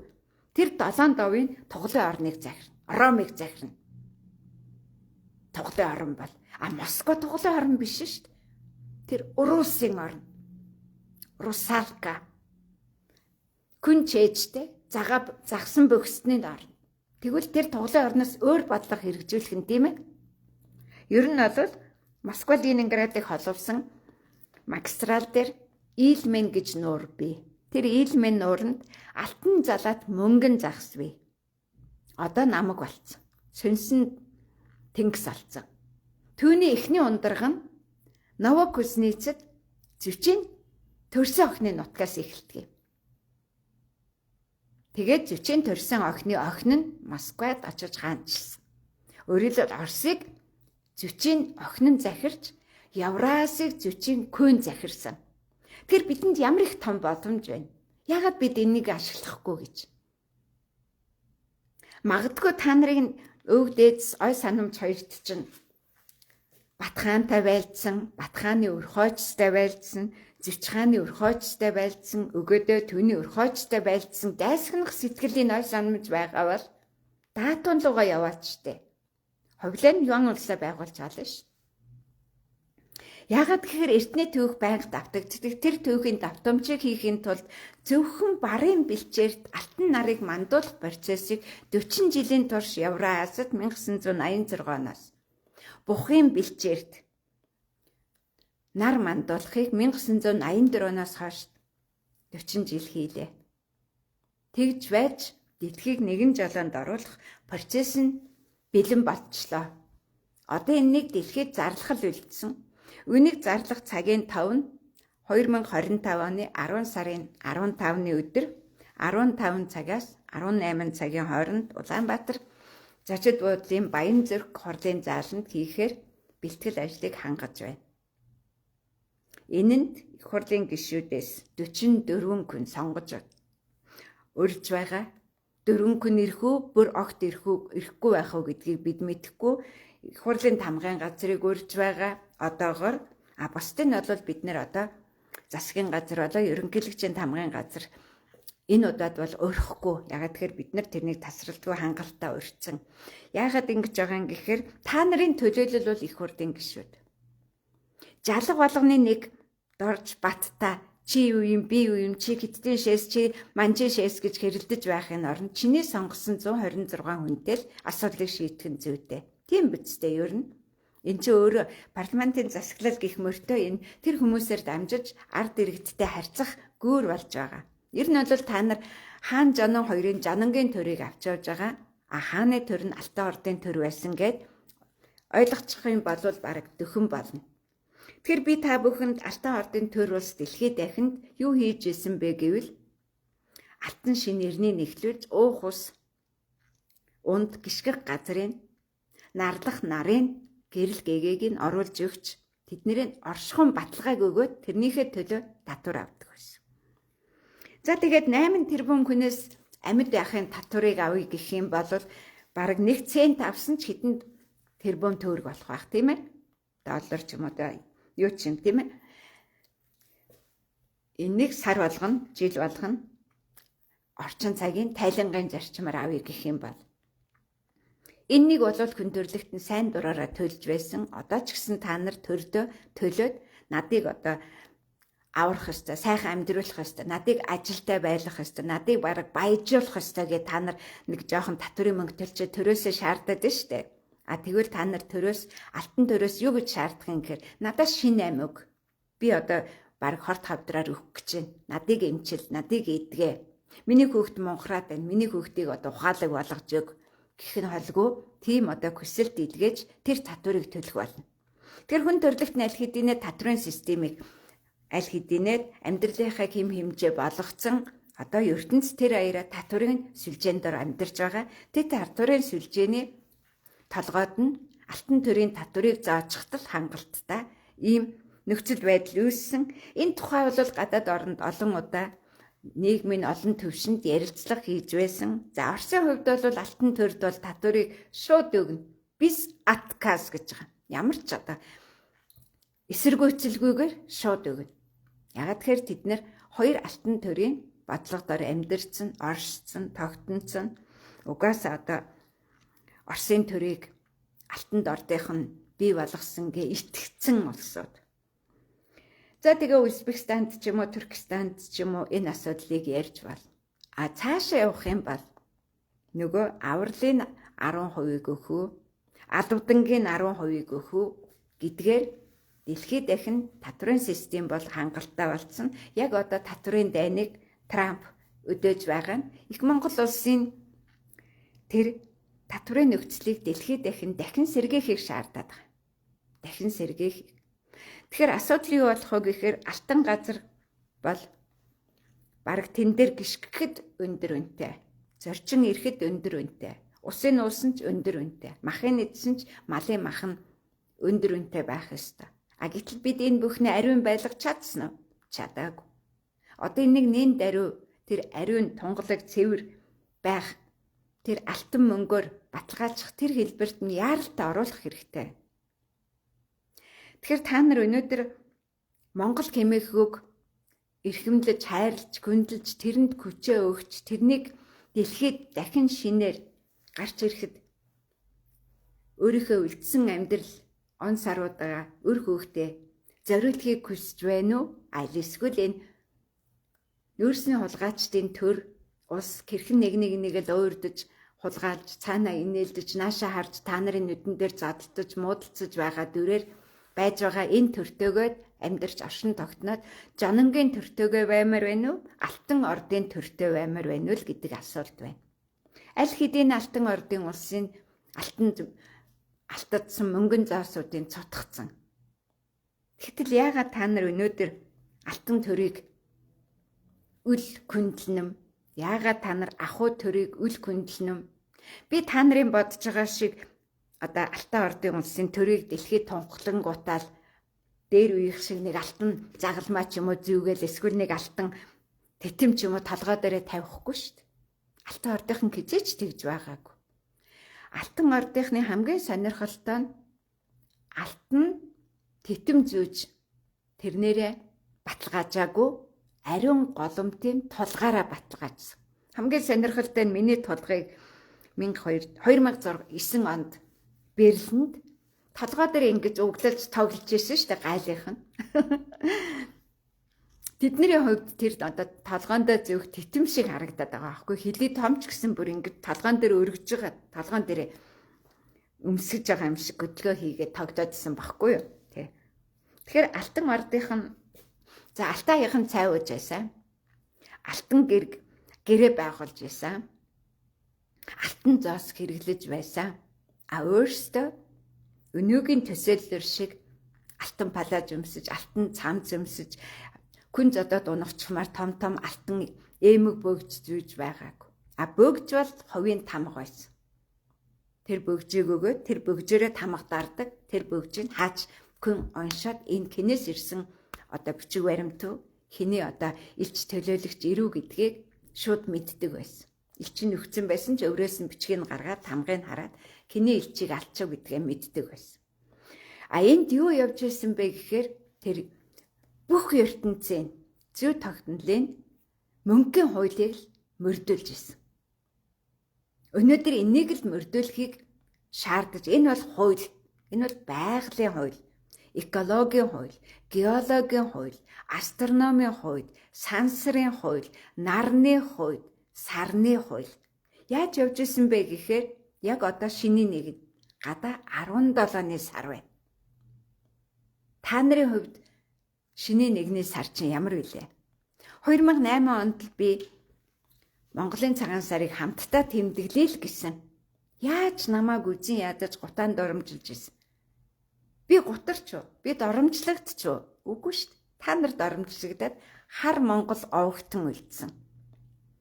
Яг одоо энэ Килэнцийн ордод нар мандахаас өмнө энэ сарам дотор багтаж ялангуяа 10 сарын 16, 17-ны өдрүүдэд багтаж та нар хөх Монгол болъё гэвэл яг энэ харагдаж байгаа шиг энэ цаг үедээ аль нэг күрдэнд багтах ёстой байсан. Ямар их боломж байсан. Жил болгон та нарт 12 нар нь 13-аас 12 сар нь боломж байсан. 40 жилийн торшод. Энэ нь хамгийн сонирхолтой мянган удаа наран сарн тэргэл улаан өдөр тохиолсон баг. Мянган удаа. Тэгээд 1001-т нь шинэ он тоолыг эхлүүлсэн баг. Тэг мянган удаагийн аль нэгэнд нь багтаагүй байх гэхээр үнэхээр харамсалтай, эмгэнэлтэй санагддаг юм л да надад. Би бол та нарыг бүх цаг үед гэж шаардсан. Бүх цаг үед. Бүр өнөөдөр ч нэгдэж болно. Яагаад гэхээр энэ өөрөө тасралтгүй өргөлжлөх энэ та нарын харж байгаа энэ тойрог дотор явж байдаг цаг хугацааны хэлхээ тасралтгүй. Сар болгоно битүүн болж байдаг. Жил болгон битүүн болж байдаг. Та нарын хувьд бол ганцхан хиттийн хар барын нуруунд дээр, хар амуурын хар барын нуруунд дээр л хар сар мандаж л байвал, хар сар тэрэн дээр хагарч л байвал, битүүлж л байвал та нарын хүсэл биелдэг байсан. Энэ бол та нарын одоо сүүн замын эрен дуусны дараах үед үйлсэн удмын ой санамж байсан байх. А гэхдээ хүн төрлөختн тэр аяараа Монголын цагаан сардар нэгдэнэ. Хүн төрлөختн тэр аяараа Монголын тэргэл улаан наран сарандор нэгдэнэ. Энийг монголч, Монголын монголоид болох процесс гэж хэлнэ. Яаж байгаа юм гэхээр энэ тэд нар өөрсдийнхээ сэргэн мандалтыг эхлүүлж байгаа. Хинч далайн ус ууж амьдраагүй. Хинч шар ус шавхаа ууж амьдраагүй. Бүгд төрлөختн стандартын цэнгэг ус, стандартын ундны ус ууж амьдрах жамтаа. Тэр ундны усны ундрагны л анхдагч ундраганд л нэгдэж байгаа процесс юм. Тэгэхээр хин ч өнөөдөр шалбааг ууж байгаагүй. Шалбааг бол одоо хамгийн мөхөл суурилын үед үлддэг, тохиолддог. Тэр гамшиг одоо Африкт шалбааг ууж бид шалбааг уухта хүрлээ гэж яриад байгаа чинь энэ мөхлийн төгсгөлийн үе шээ. А мөхдөггүй, сөндөггүй, хизээч байдгүй тийм орон зайвал байна. Энэ бол Увс аймгийн нутагт 4-р нутагт байна. Эхнөрөө хотхород байна. Тэнд гайхамшигтай. Та нар мэдэхгүй, очоогүй, үзээгүй болохоор мэдэхгүй. Та нар бол ерөнхийдөө нэг Киргиз нуурын элсэн дээр гөрвөл Увс нуурын элсэн дээр гიშгээд бараг буцаж байгаа штэ. Бусдын та нар үзэж харагч гайхаж биширч чадахгүй байгаа. Тэ. Тэр 2700 мянган метрийн одоо өндөрт гарч чадаагүй бол та нар тэр 4-р нутгийн гайхамшигыг мэдэрч чадахгүй шүү дээ. Тэ. За ийм учраас би та нарт бүх ертөнцийн мөнхийн зүй тогтнолын хууль дор тэр хууль нь 11. Энэ хууль дор одоо ертөнцийг захирах нэгэн жолоонд оруулах хамгийн анхны ундрах, усны ундрах, хамгийн анхны их тесрэлтийн эрен үе. Энэ бүгдийн багцанд хүн төрлөختөнд нэгдэж байж дэлхий дээрх амьдралыг хадгалж хамгаалж үлдэнэ. А яг одоо юу болж байна вэ гэвэл яг одоо яг үнэндээ далайн ёроолын хөгжлийн процесс явагдаж байгаа. Далайн ёроолд дэлхийн царцын хөгжил далайн ёроол руу орсон. А тэр хөгжлийг дэлхийн царцын хамгийн эхний байршилд эхлүүлэхэд тэр шууд ном болдог. Үүнийг номхон далайг номхруулан захирах горим гэж нэрлэдэг. За ингээд шиний нэгэн ямар байдаг? 2 янз байдаг. Нэг нь сүүн замын дагуух 12 ордод нар мандаж дуусаад дахин нар мандаж эхлэх хоньны ордод шиний нэг нь эхэлдэг. Энэ бол Монголын цагаан сар гэж дэлхийд алдарсан. Үүний дор Троен дайны ялалтын баярыг хийж байсан олимпиадан байсан байна. А тэгвэл та нар одоо сүүн замын 12 ордын адгийнх нь хар сарны дорх шинэ жилийг шинэ он тооллыг өгтөж байснаа засаж залруулах шаардлага байсан. Энэ шаардлага нь яаж үүссэн бэ гэхээр Тангуудын хар хотод монголчууд 145 жилийн хугацаанд гинэлтэндээ байлагтаа гайхамшигтай хөгжилтэй тийм баян бүрдийн хот болгож чадсан байсан гэж байна. Хамгийн сонирхолтой нь тангуудууд өөрийнх нь тэр хотын домогт өгүүлж байгаагаар бол тангуудууд Хятадыг эзлэх гэж оролдоод Хятадын их зэрэг хөдөлж тангуудыг устгахад Хятад орж ирэл тэр цэнгэг ус баян бүрд сүнэж 9 далаад цутгагдсан байна. Ийм л процесс тангуудын хар хотын түүхийг бүрдүүлж байна. Тэгэхээр их монголчууд гэдэг бол тангадуудыг ч Деважин шиг баян бүрдэд амьдруулж чадах тийм гайхамшигтай түүх өв соёлыг бүтээдэг байжээ гэдгийг хар хот баталж байхаас гадна тангууд сүнэх мөхөх тавилантай гэдэг нь тэр Хятадынуудаас сарвалцаж байж Хятадаа нухуулсан тангадууд одоо түүх өв соёлоо Манжи хааны зарилгаар халах Монголд импортлогдсон байгаа нь бүх сур харваачд, уяачд манж жанжны дөрвөн хар талт малгай өмсөд байгаа нь манж жанжны малгай эмсэн тангад өхөр эвэрт үсээ янзалж тангад дээл өмсөд байгаа. Гэх мэтэр та нар тангадсан явдал тэр Монгол готлын уртлын нэг хэтэрхий ээтэн болгосон нь тэр Монгол газар шороог хөдөлгөж болохгүй гэдэг утгатай болохоос Монгол хүн тэрнийг хэрэгжилж байгаагүй манжууд хэрэгжилж байсан гэдэг нь батлагдлаа. Тэгээд одоо хэрвээ манжууд тийм готалтай морьтой явах юм бол мориндээ чирэгдэж өгдөг. Ээтэн готл нь дөрөөнөөс мултардгүй. Тийм одоо эрсдэл үүсгэж байсан болох нь судалгаагаар батлагдж байгаамаа. За ингээд та нар Монголын алтан төр сэргэн мандаж дэлхийд зарлахад нэгдэж гэр бүлээрээ ахан дүүсээрээ хамт олноороо ч юм аймаг сумаараа отог овгоороо нэгдэхүү үгүй юу гэдэг нь бид одоо сүүлчийн күн намын тоолгоо нэгдсэн үндэсний байгууллагад өгөх цаг болсон. Нэгдсэн үндэсний байгууллагад бид Алтан ордын улсын күн нам түүний соёлын өв тээгчид, итгэгчид, үнэмшигчид алтан төрийг хүндэлдэг хүмүүс Монгол төдөн ширхэг байна гэж одоо нэгдсэн үндэсний байгууллагад бүртгүүлэх цаг болсон. Хэн нэг нь одоо сүнцэн дээр бат зүчийн алтан төрийг сэргээлээ гэж дургуйцаж байгаа бол та нар хувлаа нь хар төрөө даатунд очиж сэргээж болно. Би энийг ЮНЕСКОд мөн одоо хандаж ямар ч ард түмэн өөрийн төртэй байх ёстой. Хэдийгээр хар кредийн их баг 2 төрийг Тэмүжин Чингис хаан устгасан ч ард иргэд нь Хятадд багтахгүй Алтан ордынх нь багтахгүй гэж байгаа бол төр хугацаагаар ч хамаагүй өөрийнхөө төр улсаа бүртгүүлээд Казахстан шиг, Израиль шиг ч юм уу оршин тогтнох гэж оролдоод тэгээд би дагаад албан ёсоор тангадууд сөнөв мөхөв гэдэг баталгаагаа бас хийж болно шүү дээ. Тийм биз дээ. Надыг одоо алтан төрийг сэргээх гэж байна гэж эсэргүүцэж надыг одоо мөрдөж хавчиж элдв болно гэж бодвол гордохынх нь гарцал болох байх. Тэ. Ягаад тэгэхээр энэ төрийг Атила хамгаалдаг. Бүх цэрэг айрамтайгаа. Александр хаан хамгаалдаг. Бүх цэрэг айрамтайгаа. Тэгээд алтан ордынхан бүгд хамгаалдаг. Энэ төрийг. Тэгэхээр энэ төр гэдэг нь өөрөө ийм агуу хүчин зүйл. Дэлхийг бол ерөнхийдөө 3 хуваа захирсан 39-60-ны түүх байдаг. Агуу Александр хааны захирсан орон зай, Атилагийн захирсан орон зай ба Тэмүжин Чингис хаан түүний өр хойцсон захирсан орон зай гэж тэдгээрийн холбоос байдаг.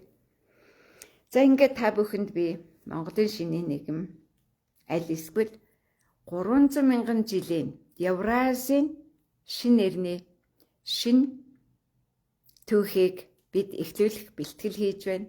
Та нэгдгүүгүй юу? Эс нэгдэх юм бол та хар тангад эсвэл хар крэд гэдэг дансанд орно. Эсвэл хар Монголд овогтон болно. Ялгаа нь энэ.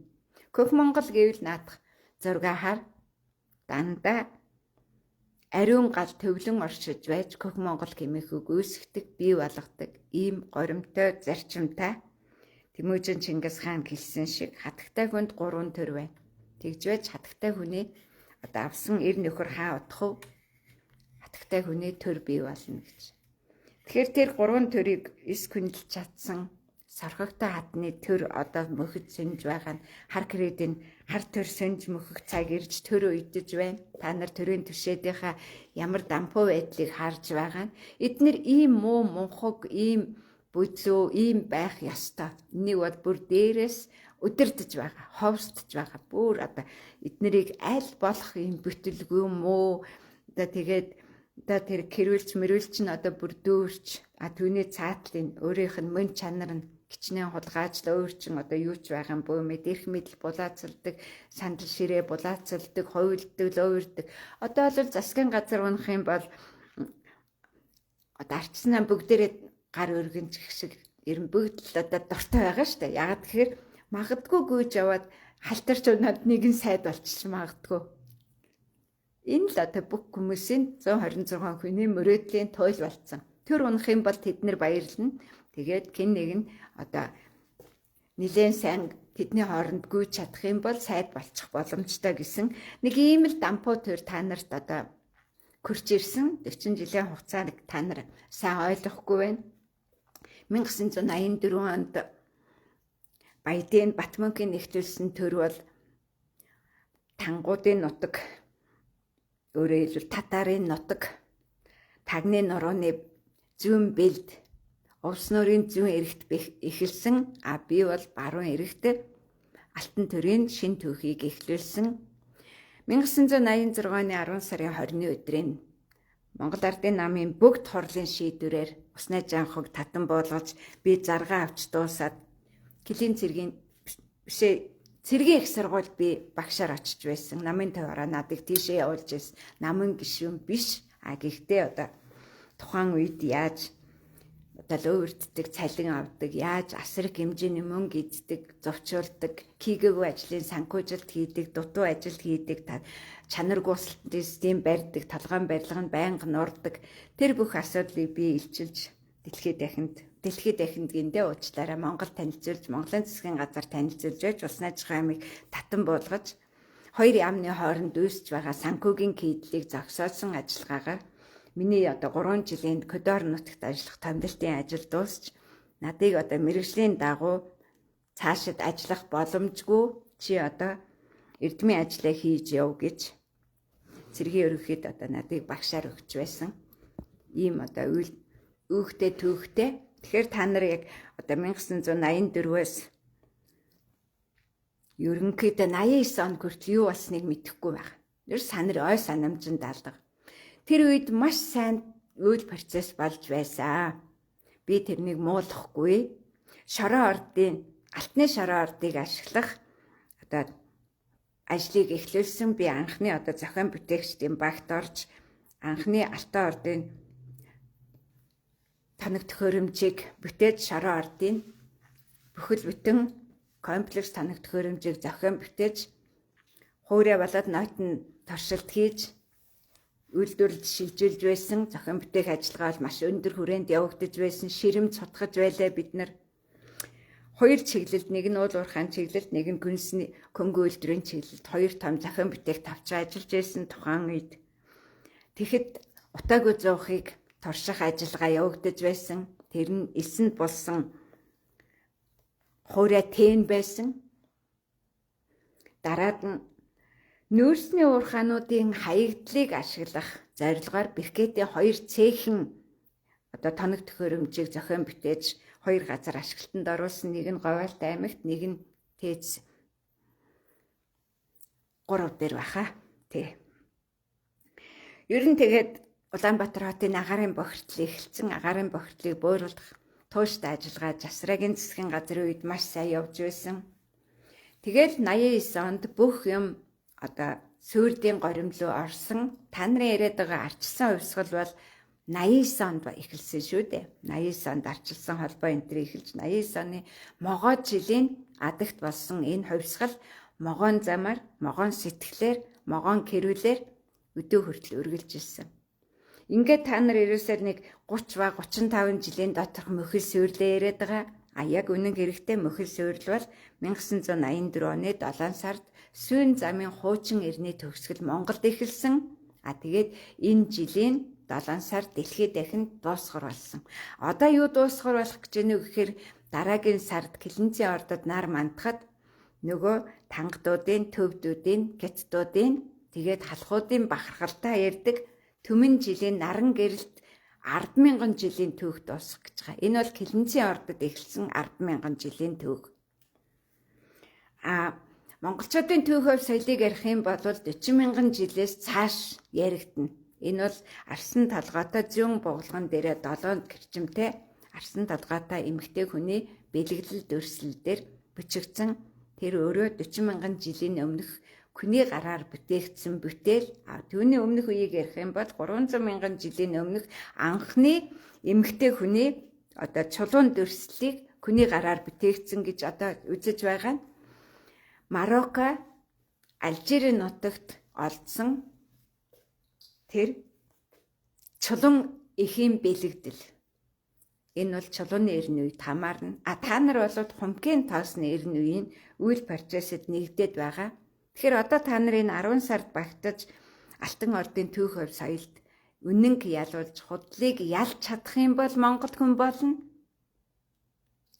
Аль эсвэл их Монголд нэгдэн, Алтан төрд нэгдэн. Чадахгүй бол Килэнцийн ордод та нар зүгээр л тангадууд болно. Энэ төрлийн явц бол одоо намын их хурл энтрээ хийгээд энэ бүх маргаанаа шийдээд ингээд тэгшэрнэ гэвэл Килэнцийн орд руу л гулсаж орох гээд байна. Энэ маш одоо бэрхшээлтэй байгаа учраас би одоо хэлэх ярихаас өөр аргагүй зөндөө хүлээлээ хэрүүлээ дуусах болов ядаж 2 удаас одоо сонгуульд ялаад байгаа нь одоо их мэдл аваад ялагдаад байгаа нь болчоосоо л гэж би хүлээсэн. Энэ бол өнөөдөр олонгийн саналаар шийдэх асуудал учраас тэр стандартыг би барих гэж оролдоо. Тэгээд нэг эмх цэгцэнд орчвол албан ёсоор эднэртэй асуудлаа шийдэх гэж оролцсон. Одоо бол энэ хүмүүс энэ алтан төрийн бодлого хүлээж авах тийм зав зай, ер нь тарих толгоонд нь нүд аманд нь чихэнд нь тийм орон зай цаг хугацаа байхгүй. Энэ засаг нь унаад дахиад засгаа байгуулна энэ төр гэсээр байгаа. Тэгээд эднэр 10,000 жилийн түүхээ дуусгаад 10,000 жилийн шин түүхээ эхлүүлчих гээд байгаа. Тийм болохоор одоо та нар хувь хүнийхээ хувьд, иргэн хүнийхээ хувьд дэлхийд танигдсан тэр Зүчхааны алтан ордын улсын алтан төр, Батхааны алтан ордын улсын алтан төр гэсэн хос 2 алтан төрд нэгдэхүүгүй юу гэдэг асуудал байна. Тэгээд Гүйг хааны хаанчлалын шин давтамжинд нэгдэхүү, Ромын папад Гүйг хааны загтлыг хүргэх үү Тэхийн тулд наадлын барын луугийн орны устгалын ажиллагааг хийх хэрэгтэй. Тэрнийг хийцэн, байгальд нь хийцэн. Өөрөөр хэлбэл Евразиад цэнгэг усны бүх ундар хаалттай. Эндэж хаалттай. Энд бол одоо нөгөө ариг ус нь явж байгаа. Өөрөөр хэлбэл тэр аривдаж, хямгадаж байгаад дахин шинэ ундрахтайгаа холбох. Тэр нь холбогдож чадахгүй шавх руу цэнгэг усны ундрага энд шавхагдаж яваа. Тэгвэл Москвад 2010 онд, Бээжинд 2009 онд гэдэг байдлаар тэгээд өнгөрсөн үеүлээ 6 сарын туршид Грек, Египт, Арабын хойг, Иран, Дундад Аз, Турк гэд маш өргөн удам нутагт цэнгэг усны ундрах хаалаа. Түүний өмнөх нь арын замаар мөн хаасан. Тэгэхээр одоо энэ бүгдийг дахин эхлүүлэх нь Монголоос л эхэлнэ. Өөр хаанаас ч эхлэхгүй. Энд л цэцгийн цомирлог дэлбэгээ нээх мэт 40 зүгт нар мандуулж 40 төртөн нутгаас гадагшаа явна. Тэр нь дотгошоо явах юм бол Хадаан будгны ундрагын нусаар холбоо нуур, 3 цагаан нуураар, ачид нуураар дамжиж, хос ховдын голоор, Увс аймгийн ховдын гол, тэгээд Алтай Таван богдын ховдын гол нэгдэж, хар нуур, хар ус нуур, дөргөн нуураар дамжиж орж байгаа. Энэ цэнгэг усны ундрагаас та нар үргэлжлэлийг авах уугүй юу гэдэг л амьд усан хэлгээ байгаа. Энээс авч чадахгүй гэх юм бол та нар зүгээр л тангадын хар хот шиг элсэнд бологдож эхэлнэ. Дөнгөж саяхан Швейцарын Альпийн нурууны нух шиг тийм л их сайхан газар гэж гангарч бахархаж байсан көвсгөл аль хэдийн элсэндээ болоход эхэлсэн шүү дээ. Тийм биз дээ. Тэр бол нохош ихэн газар. Сардаг, мөнгө сардаг, байнга тэнд нохош ийн гэсэн үг. Тэр газар нутгийг зөв таньж тэр байгалийн пирамидыг зөв үүсгэж хаанаас усны ундрагын булаг урсаад яг пирамидын оройгоос шиг хаана дараагийн булгаа нээгээд тэгээд уруудаад явах вэ? Хаана ямар голууд, ямар эренбэр урсаж эхлэх вэ гэдэг энэ зарчим горимыг хэрвээ таниад мэдчих юм бол энэ төрийн бодлого хэрэгжүүлэх, хууль захирагдах гэдэг чинь тэр л хууль болно. Тэр хуульд л захирагдаад байгалийн тэр жам ёсны сэргэн мандалтын хууль захирагдаж чадах юм бол та нар оюун санааны сэргэн мандалтаа хийж чадна. Тэгхгүй бол энэ бохир ус уугаад бохир агаараар амьсгалал явах юм бол та нар бохироор сэтгэн улам оюуны хомсдолд орно, дордно, тархичин улам хоосорно. Та нарт авралтай юм ганцхан одоо огцрох гэж байгаа төвдийн 14-р далай лам л үлдэнэ. Өөр та нарт харах хандах юмгүй л бол. Бараг аав ээж чинь та нарыг авсарч аварч чадахгүй гэдгээ ухаарч эхэлнэ. Энэ л маш том гамшиг. Тэгэхээр одоо төрийн ёсоор нэгдэх гэсэн оролдлого бол найдваргүй боллоо. Би нэг маш их хүлээсэн. Тэгээд одоо могоо сарын заагт оюун эрдний үед асуудыг тавьбал нэгдчих болоо гэсэн чинь тэр Баярмаа Норг энтер гарч ирж орлогоо батал нотл огцор гэж хашгирч агаад могоо сард үлдээчлээ. Одоо Клинцийн ордод үлдээх гэж. Худлын оронд үлдээх гэж. Төрийн бодлогоор юу ч шийдэж чадахгүй. Өнөөдөр намайг өгөөсгөж байсан 2009 онд намайг өгөөсгөж байсан иргэдэл их хуралд суучаад одоо хүртэл миний ярьсныг ойлгохгүй байгаа. Тим хүмүүстэй одоо юу ярих юм? Дахиад 2008 оноос эхлээд тэврээр алдан бичиг аваачиж өгчээсэн тэр улсын хурлын гишүүдтэй өнөөдөр юу ярих юм? Би өнөөдөр шинээр элсэн гишүүдтэй л асуудлыг ярина. Хуучлаас бол Ардсан намын дарагт би урилга өгч байгаа. Миний энэ юунд ирнэ үү байна уу? Би зүгээр л урилга л өгнө. Ирэхгүй бол тэрлвэз. Энэ бол өгөөдөө хааны зарчим. Хэлийг бол хөргөн, ирэх хэсэг нь, захирагдах хэсэг нь өөрсдийнх нь асуудал. Ардсан нам бол миний үйл ажиллагааг 2009 оноос хангалттай бүгд мэднэ. Хангалттай.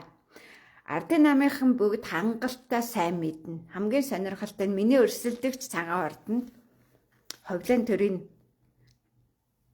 хаад ноёдын сүнсийг тээсэн 250-300-аад хүн болвол төрийн бодлого тодорхойлж байгаа. Харамсалтай нь тэд нар надад өөрийн биеэр уулзсан. Тэгээд надыг өөрсдөнд нь төр барих эрхийг өгчөөч гэж гуйж байсан. Би тэгээ ховлын төрийг сэргээх үү, батын төрийг сэргээх үү гэдэг сонголтонд орсон учраас нэгэнтээ Тэнгэрийн санаагаар эс сэргэх горимд орсон ховлын төрийг би сэргэх эрх надад байхгүй. А та нар бол энийг сонгуулиар болоод цагаан сараараа сэргээж явдаг. За ингээд та нарыг одоо би шинэ нэгэн гэж юу юм? Евразийн 300 мянган жилийн төвхтэй тэр сүүн замын шинэ эрнийг Евразад эхлүүлэх ажиллагааг хийх гэж байна. Тэгэхээр энэ бол нэгэн битүү дуусаад дараагийн битүү нь эхэлдэг энэ цаг үед яг энэ тойрог дээр харагдаж байгаа шиг энэ тойрог баг тойрог тусвар 26 мянган жил гэж тоолоод тэгээд энэ тойрог 312 мянган жилийн турш үргэлжилдэг. 12 мянган жил нь үргэлжилсэний дараа 300 мянган жил нь Евразад эхэлдэг. Тэр нь өнөөдөр Мароккод, Алжирт, Тунист, Египтэд, Испанид, Францад, Сирт, Сербт, Албанд, Грект олонний танилаар танигдсан Алтан Бергэн ба Бербер гэдэг шин овогтны төв хөв соёлоор баталгаажаад байж байгаа. Та нарын дотор нэгэнтээ тэр халахын хоёр эзний ээжийнх нь овогтон болж үлдээгүй бол одоо та нарыг ямар хүн хэн овогтон гэж яаж нэрлэхийг мэдэхгүй. Эн чинь бол байнга ноёдон нэгдэж алавтаа авч ордог үйл хэрэг. Та нарт ноён чалга, тайжин чалга, овгийн захирагч чалга, ядаж удам содартаа нэг хүнийгээ томлоод чи одоо манай бүх хүмүүсийн ахан дүүсийн асуудлыг шийднэ, хормын зохион байгуул, хөрийн чирэгтэй зохион байгуул гэсэн ямар ч тийм зохион байгуулалт байхгүй учраас энэ асуудлыг шийдэж чадахгүй байгаа байхгүй. Тэр нүтгэл нэг гэр бүл дотор шийдэж чадахгүй. Авгаан цаашаа арч, нөхөр нь наашаа арч. Авгаан уурлаад надыг хараагаад те нөхөр нь надыг дагаалгүйгээд нөхөр авгаадаа загнуулаад. Би ийм гэр бүлийн ийм өөмөө самун кэрүүл маргааныг энэ үйл хэрэгтэй дагуулахыг үнэхээр хүсдэггүй. Тэгэхээр алтан төр, алтан соёмб хоёр өмчлөгдлөө хураагдлаа. Энэ үйл процессыг та нар яах вэ гэдэг асуудал байна. За одоо та нарын харж байгаа нь яг одоо энэ Арслангийн ордод хос алтан загастай алтан соёмб бол Сүчийн төрсөн нутагт байгаа. А харин энэ доор хар цагаан хоёр загас нийлж шар соёмб байгаа. Тэгээд түүний хажууд байгаа жижиг тойрог бол хар кредийн тойрол ба Сэнгүмийн, Жамуухын, Жаха хамбын орон зайд хамаарна. Нэг нь хар сартаа, нэг нь тэргэл сартаа. Эсвэл тэргэл нартаа. За ийм оршихуйд та нар ажиллаж амьдарч байж байгаа учраас ийм хол орон зайд байгаа юмыг нэгтгэх боломжгүй. А сэтгэлээрээ хүн төрлөخت нь аль хэдийнэ сайн сайханд нэгдэхийг хүссэн, ариун нэхийн гүйд сөхөрж ихсэн, ариун нэхийг дахин ирнэ аврагдана гэж, ариун нэх дахиад ариун күйгээ төрүүлнэ гэж итгэж найдаж хэдэн тэрбум хүн амьдарч байгаа. Тэр ариун нэх нь Буддагийн нэх байсан, Мухаммедийн нэх байсан, Иесусийн нэх байсан. А тэгвэл одоо та нар ямар гэж ээжтэй вэ? Би айгүй харамсдаг. Ямар муухай хүмүүс ээжигээ тангад болгочихж байгаа юм да. Айгүй муухай ээжигээ хар дэлэнд болгочихж байгаа юм да. Ээжигээ гутаагаад ингээд яах гэж тэрлүү ингээд зүдрээд тэтгэврийн өрөнд оруулаад ийм муухай баялаар ийм цаг үеэ хийдэг байна. Тэр золгон молгон гэж байгаа та нарын энэ жүжиглэл бүгд гэттэй. Гэттэй ижлэх юм байгаа юм. Монголчууд хизээч шиний нэгэн тийм амар бэлэг мэлэг тийм хоолунд хизээч бэлтдэггүй. Тийм байдгүй. Өнөөдөр ч манайд шиний нэгэн гэж бид тийм тэнэглэл хийдэггүй. Цаг хугацаагаа мэднэ. За өнөөдөр нэг цаг үе дуустаа маргааш энэ цаг үе хаана эхэлж байна? Ямар дайсан байна бидэнд? Ямар орон зай байна? Бид яаж одоо дахиад шинэ битүүний одоо 16 хоног юм уу 1600 жил юм уу эсвэл одоо 16 сарыг ч юм уу яаж туулах уу? Яаж шинэ цагийг эхлүүлэх үү? Юу болох гэж байгаа вэ? Тэр л асуудлаа шийддэг болохоос биш бүтэн тэтгэврийнхээ жилийн тэтгэврээд аваад баахан бэлэг хоол бэлдээд тэр баярхуу явдал чинь бүгд Бээжингийн ховлон үзэгдлүүд тэр гар зөрөөж байгаа тэр хадаг бараа гүйж байгаа юу Бүгд Монгол биш. Уучлаарай. Биш. Монгол болохыг 2008 оноос хийгээд дадлагжаад үзээд ядаж Монгол дээл өмсч үзээд Монгол бүсэлж үзээд ядаж одоо Монгол хүн шиг мэндэлж ясархаж үзээд дадаж торшсон бол аль хэдийнэ дэлхийд батлагдах тэр Монгол соёлыг тээгч болж чадах байсан. Та нар өнөөдөр хар гэрээдийн соёлыг тээж байна, хар гитдийн хар тангад төвдийн манжи соёлыг холимгоор нь тээж байгаа. Энийг бол судлаачид маш хурдан одоо салгаж чадна. Яг тэр одоо Монголын төв хөв соёлыг дэлхийд дахинд эрдэмтэд дүгнсэн штэ. Монгол судлал явсаар байгаад манж судлал, төвд судлал болоод дууссан гэж. Өөрөөр хэлбэл төвдөд судлаад байгаа юмыг бүгд Монголд судалдаг, манжид судлаад байгаа юмыг бүгд Монголд судалдаг, хятадд судлаад байгаа юмыг бүгдийг Монголд судалдаг. Ерөөсөө Монгол гэж юм байхгүй, Монгол судал олдоогүй гэд яг том дэлхийн монголч эрдэмтэд баталсан шүү дээ. Эн чинь төвд шүү дээ. Эн чинь манж шүү дээ. Эн чинь хятад шүү дээ. Эн чинь Монгол биш.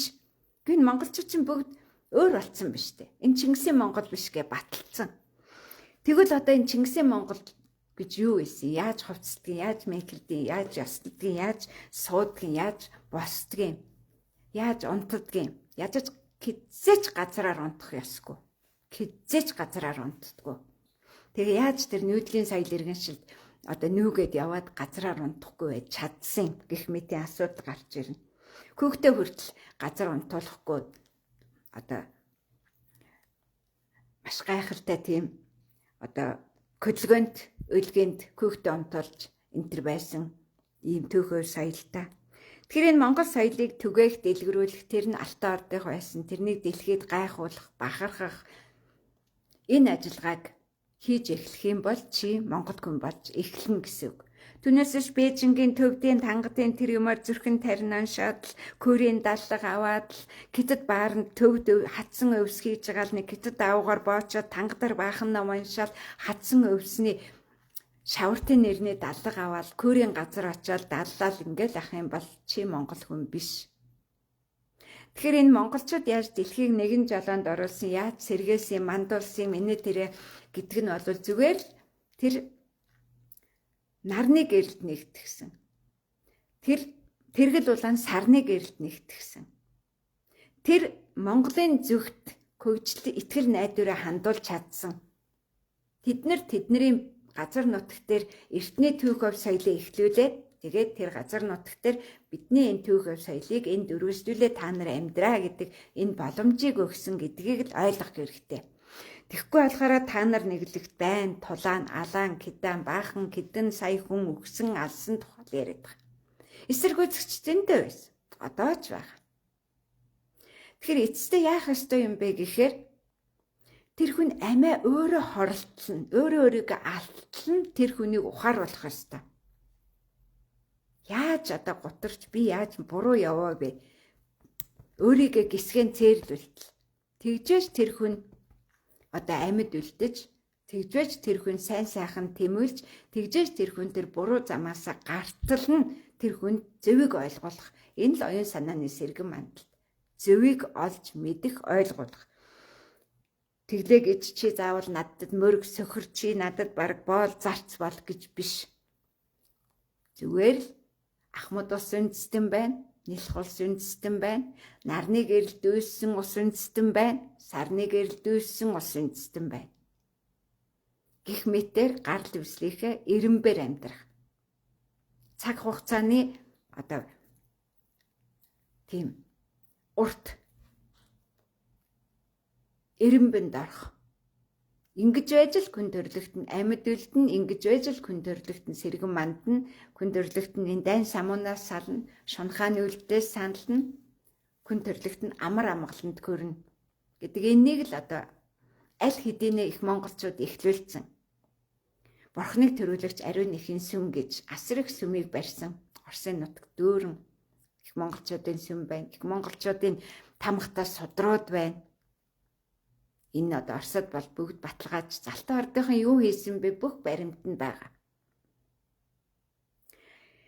За ингээд та бүхэн алтан төрийг хайрлах уу, дэмжих үү, түүнд нэгдэх үү, Түүний сайн сайхныг түгээн дэлгэрүүлэх үү, дэлхийд дахинд бахархлаа болгох уу? Энэ бол та нарын энэ Монголд төрсэн, амьдарсан тэр аз завшаал болох ёстой байсан. За ингээд бид тэр 10 сарын 15-ны өдөр дэлхийн хөгжлийн төв Монголд шилжин байршиж байгаа тухай мэдээллийг дэлхийд дахинд хийж танилцуулж Монголд байгаа бүх элчин сайдууд албан ёсоор өөрийнхөө улс оронд мэдэгдэх. Тэгээд одоо Монголоос энэ хэл мэдээг дамжуулах гадаад энэ одоо сурвалжлагч телевиз одоо юу ч байдгийг тэрэнд одоо энэ мэдээллийг хүргэх боломжоо хайх. Энэ бол одоо маш хязгаардмал шүү дээ. Та нар бүгд ойлгож байгаа. Энийг бол одоо монголчууд өөрснөө мэдэхгүй учраас гадных нь энийг мэдэж орж ирж чадахгүй байгаа ийм процессыг явагдаж байгаа. Гэвч бид нэр энд Монголд эхлээд үннийг ялах гэж үнний одоо ялтын үдийг Монголд нээж эхэлнэ. Тэр 15-ны өдөр. Тэгээд тэр хаалга үед хэр их том нээгдэнүү, жижигэн нээгдэнүү тэр бол хамаа алга үйл хэрэг баруун Европт үргэлжилнэ. Энэ үйл хэрэг тэгээд эцэстээ Алтан ордын Монгол гэдэг тийм шинэ статус ЮНЕСКО-т бүртгүүлж, нүүбэд бүртгүүлж энэ соёлын нөвийг хадгалах, хайрлах, хамгаалах хэрэгтэй гэж энийг дэлхийд дахины одоо бит бус соёлын нөвд бүрэн хэмжээгээр баталгаажуулж бүртгүүлэх ажиллагааг эхлүүл. Тэгэхээр энд заавал күн амын тооллого гардаг. Тэгэхээр өнөөдөр манад күн амын тооллого бидэнд бараг нэг өдөр нэгдсэн хүн байна. Шуудхан хэлэхэд нэг өдөр нэгдээд маргааш нь дайсан болсон хүн байна. Гэвч бид нар өөрийнхөө одоо нэгдсэн хүний тоонд оруулна. Өрөвдмөр байгаа үстэй. Энэ бол тэр хүний нэг өдөр ч гэсэн зориулсан итгэл үнэмшил. Хүний тоо хайж байгаа юм шиг биш. Энд итгэж үнэмшиж чадсан хүний тоог бид нэр ихэж гаргаж байгаа. Түүнээс биш энэ үйл хэрэгт одоо нэг өдөр ч гэсэн нэгдэж чадсан хүнийг бид нар нэг цагийн турш нэг итгэж чадсан хүнийг бид нар ядаж хэд байна уу гэж тоолоход энэ тоо 100 ч хүрэхгүй. Та нар бодоод үстэй 3.5 сая хүн амтай энэ улсад Алтан ордод итгэдэг, үнэмшдэг 100 күнч байхгүйгээ та нар боддоо. Тэгвэл ямар вэ? Итгэж үнэмшээ хайсан хүн гэвэл 40 шихэ хутг байгаа. 40 шихэ хутг. Тэгээ хайцсан. 5 сорхоч гүнгөө авсан, 10 сургалт авсан. Тэгээд хэдхэн өдөр итгээд хайцсан. Тэгэхээр бид нар энийг зүгээр ерөнхийдөө энэ мэдээлэл хүрсэн хүмүүс гэж тоолохоос биш, энэ Алтан ордынхан биш, энэ соёлын өвөг тээдэг хүмүүс биш болж л таарна. Нэг ийм сонирхолтой статистик өнөөдөр дэлхийд танигдана. Өөрөөр хэлбэл Монгол улсад алтан төрд итгэдэг хүн 100 ширхэгч байхгүй. 100 ширхэгч байхгүй. 100 гэдэг тоо бол күн амын тоонд маш өчүүхэн тоо штэ, тийм ээ? Цаан чин 300 мянган хүн ардын намд итгэж, 200 мянган хүн ачсан намд итгэж байхад алтан төрд итгэдэг хүн Монгол 100 хүрэхгүй. 100 хүрэхгүй. Сонирхолтой байгаа үстэй. Бид нар тэгэхээр энэ итгэдэг, хүндэлдэг хүний тоо гэд ингээд жагсаагаад ир. Итгэдэг нь энэ, хүндэлдэг нь энэ. Бараг нэг өдөр хүндэлсэн төд, 10 өдөр хүндэлсэн төд, 2 сар, 3 жил хүндэтгээ хайсан төд гэдэг тоолгоор гарах гээд байна. Яагаад хүмүүс ийм болж байна гэхээр хинч үл хүндэлдэг, хинч тоодоггүй. Тэгээд тэрэнд зүтгэх юм бол маш зүдрэгэнтэй, асар их ачаал өөрдөг. Одоо гэхэд сая бид нэр энэ одоо кемп байгуулад нэг 30 хоноход бараг л 2 хүн л тэрний бүх газрыг нүдэж хадаж явлаа шүү дээ. Өрөвдмөр байгаа үст. 2 хүн. Түүний нэг нь бүр одоо голлон гүйцэтгэж байгаа. Үлдсэндээ хэдин 4 5 3 хүн эмэгтэйчүүд юугаа хийх вэ? Тэгэхээр энд орсон хүн болгон залхаан цээрлэгддэг. Тэгээд шантардаг. Би тэр хүн болгонд хамтлан цатлан цалин өгч чаддаггүй. Ягаад тэгэхээр тэр өргөөгийн чинь тээх нүүх тэнд энд очих зардал асар өндөр. Тэр хүмүүсийн хоолунд сая ингэхэд 3 хоног идсэн баг. 2 хоног идсэн. Тэ. 2 хоног идсэн. Тий. Асар их зардал гарна. Ямар ч байсан би хүнийг хоосон онолчихгүй, даруулчихгүй, өсгөчихгүй байхаас илүү би бусдын төлөө баг хийж чаддаггүй. Эцэст нь тэгээ боломжоор нэг заримд нь цалин өгөн, заримд нь өгч чадахгүй тохиолдол байна. Ийм байдлаар энэ төр Монгол орнд 41 дэх бөөрөнд очсон. Тэгвэл нэг бөөрөндөө 2 удаа очдог. Зүгээр цаг хугацаагаар дахин бид нэр зуны намрын хаврын наран тэнцлийг эхлүүлэх гэж очсон нүүдэл судалтайгаа жилд бид нэр дор хаяж нэг удаагийн нүүдлийн ачааны машин 3 сая гаруй төгрөг төлөөд бензиний мөнгөний төлөөд бид нэр жилд 5-6 удаа нүүддэг. Тэгэхээр энд орсон хүмүүс залхдаг, ядардаг, туйлддаг, байгаагаа бардаг, тэгээд зогтдог. Ийм л цаг хугацааг бид туулсан. Өөрөөр хэлбэл бид нэр тасралтгүй дайны фронтод явсан ялалтын тугаа өргөж амжаагүй тэр бэрхшээл дундаас фронтын шугамаа хаяад биднээс зүхтэж дайжиж холдсон нөхөд бол харин 100 харийг хүрэхгүй нэг 30-40 хүн бол байгаа. Ийм л байдалтайгаар алтан төр 40 жилийн хугацаанд оршин тогтнож сэргэн мандлаа. Ийм л байдалтайгаар одоо 120 жилийнхээ ойг хийх гэж байна. Ийм л байдалтайгаар 900 жилийн сүүлчийн он тооллоо давтах гэж байна. За ийм л зүвдэргэнтэй алтан төр байна.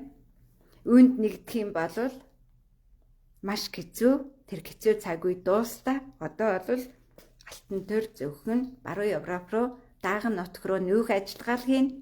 Тэрэнд тэр улсын төрийн ёсоор тэр улс зардаа дааж аваачихгүй бол цэнгэг усч байхгүй, цэвэр агаарч байхгүй үлдцгээх бол.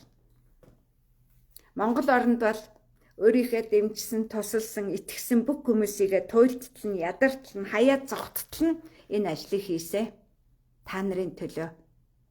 Тэгээд ядарсан, туйлдсан хүмүүс энэ үйл хэргийг тасралтгүй хаяж зогтож байсан. Анх эхлээд 3-4 машин хүмүүс явдаг байсан бол сүүлд нь автобусын суулсан 3 хүн явдаг болсон. Алтан төр гэвч туйлдаагүй, ядраагүй, үйл хэрэгээ хийж яваа, хийсээр байгаа. За ийм л байна. Ингээд та бүхэн гэгэрхийг оролдоороо, сайн сайхныг олохыг оролдоороо. Тэр чинь өнөөдрийн тэнгэрт байгаа энэ 17-ны сарны гэрэлд гэгэрч бол. Сайн сайхныг олж бол, сайн сайхныг эхлүүлж бол. Түүнээс биш хиттийн бүтэн хаглаад тангадын шинийн нэгэнд та нар улам мөнхрөн доройтон, ядуурн, зүдрэн, боолчлогдно. Сайн дураараа боол болно. Орон сууцаа зараад миний нэг таньдаг хүүхэн Солонгос явсан. Мэдгүй 10 хэдэн жил махад зулгааж ажиллаж нэг 100 хэдэн саяар орон сууц авч байгаа. Уг нь 25 саяар 3 өрөө байраа зараа явж байгаа шүү дээ. Яах гэж байгаа? Боол болох гэж байгаа. Би сүлд нь өөртөө тэгжил гэж. Чи сайхан орон суустай байсан. Тэрний алга гэж дахиад түүнээ олохын тулд харийн нутагч 10 хэдэн жил, бараг 20 жил чи зав зэдэрч дахиад чи шинэлдэ. Гэхдээ чи 3 өрөө байртал бол. Үгүй ялгаа юу байгаа? Энэ хугацаанд чи юу хийсэн? Боол болсон. Өнөөдөр тийм л хүмүүсээр Монгол амьсгалж байгаа. Ийм л амьдралыг тоолж байгаа. За тэгээ анхаарал тавьсанд баярлалаа. Битүүн гэж юу юм, шинийн нэгэн гэж юу юм, 2 янз байдаг гэдгийг та бүхэнд тайлбарлсан, ойлгосон байх гэж бодож байна. Үүгээр манай энэ удаагийн танин мэдхүйн цоврал дуусж байна. Баяр таа.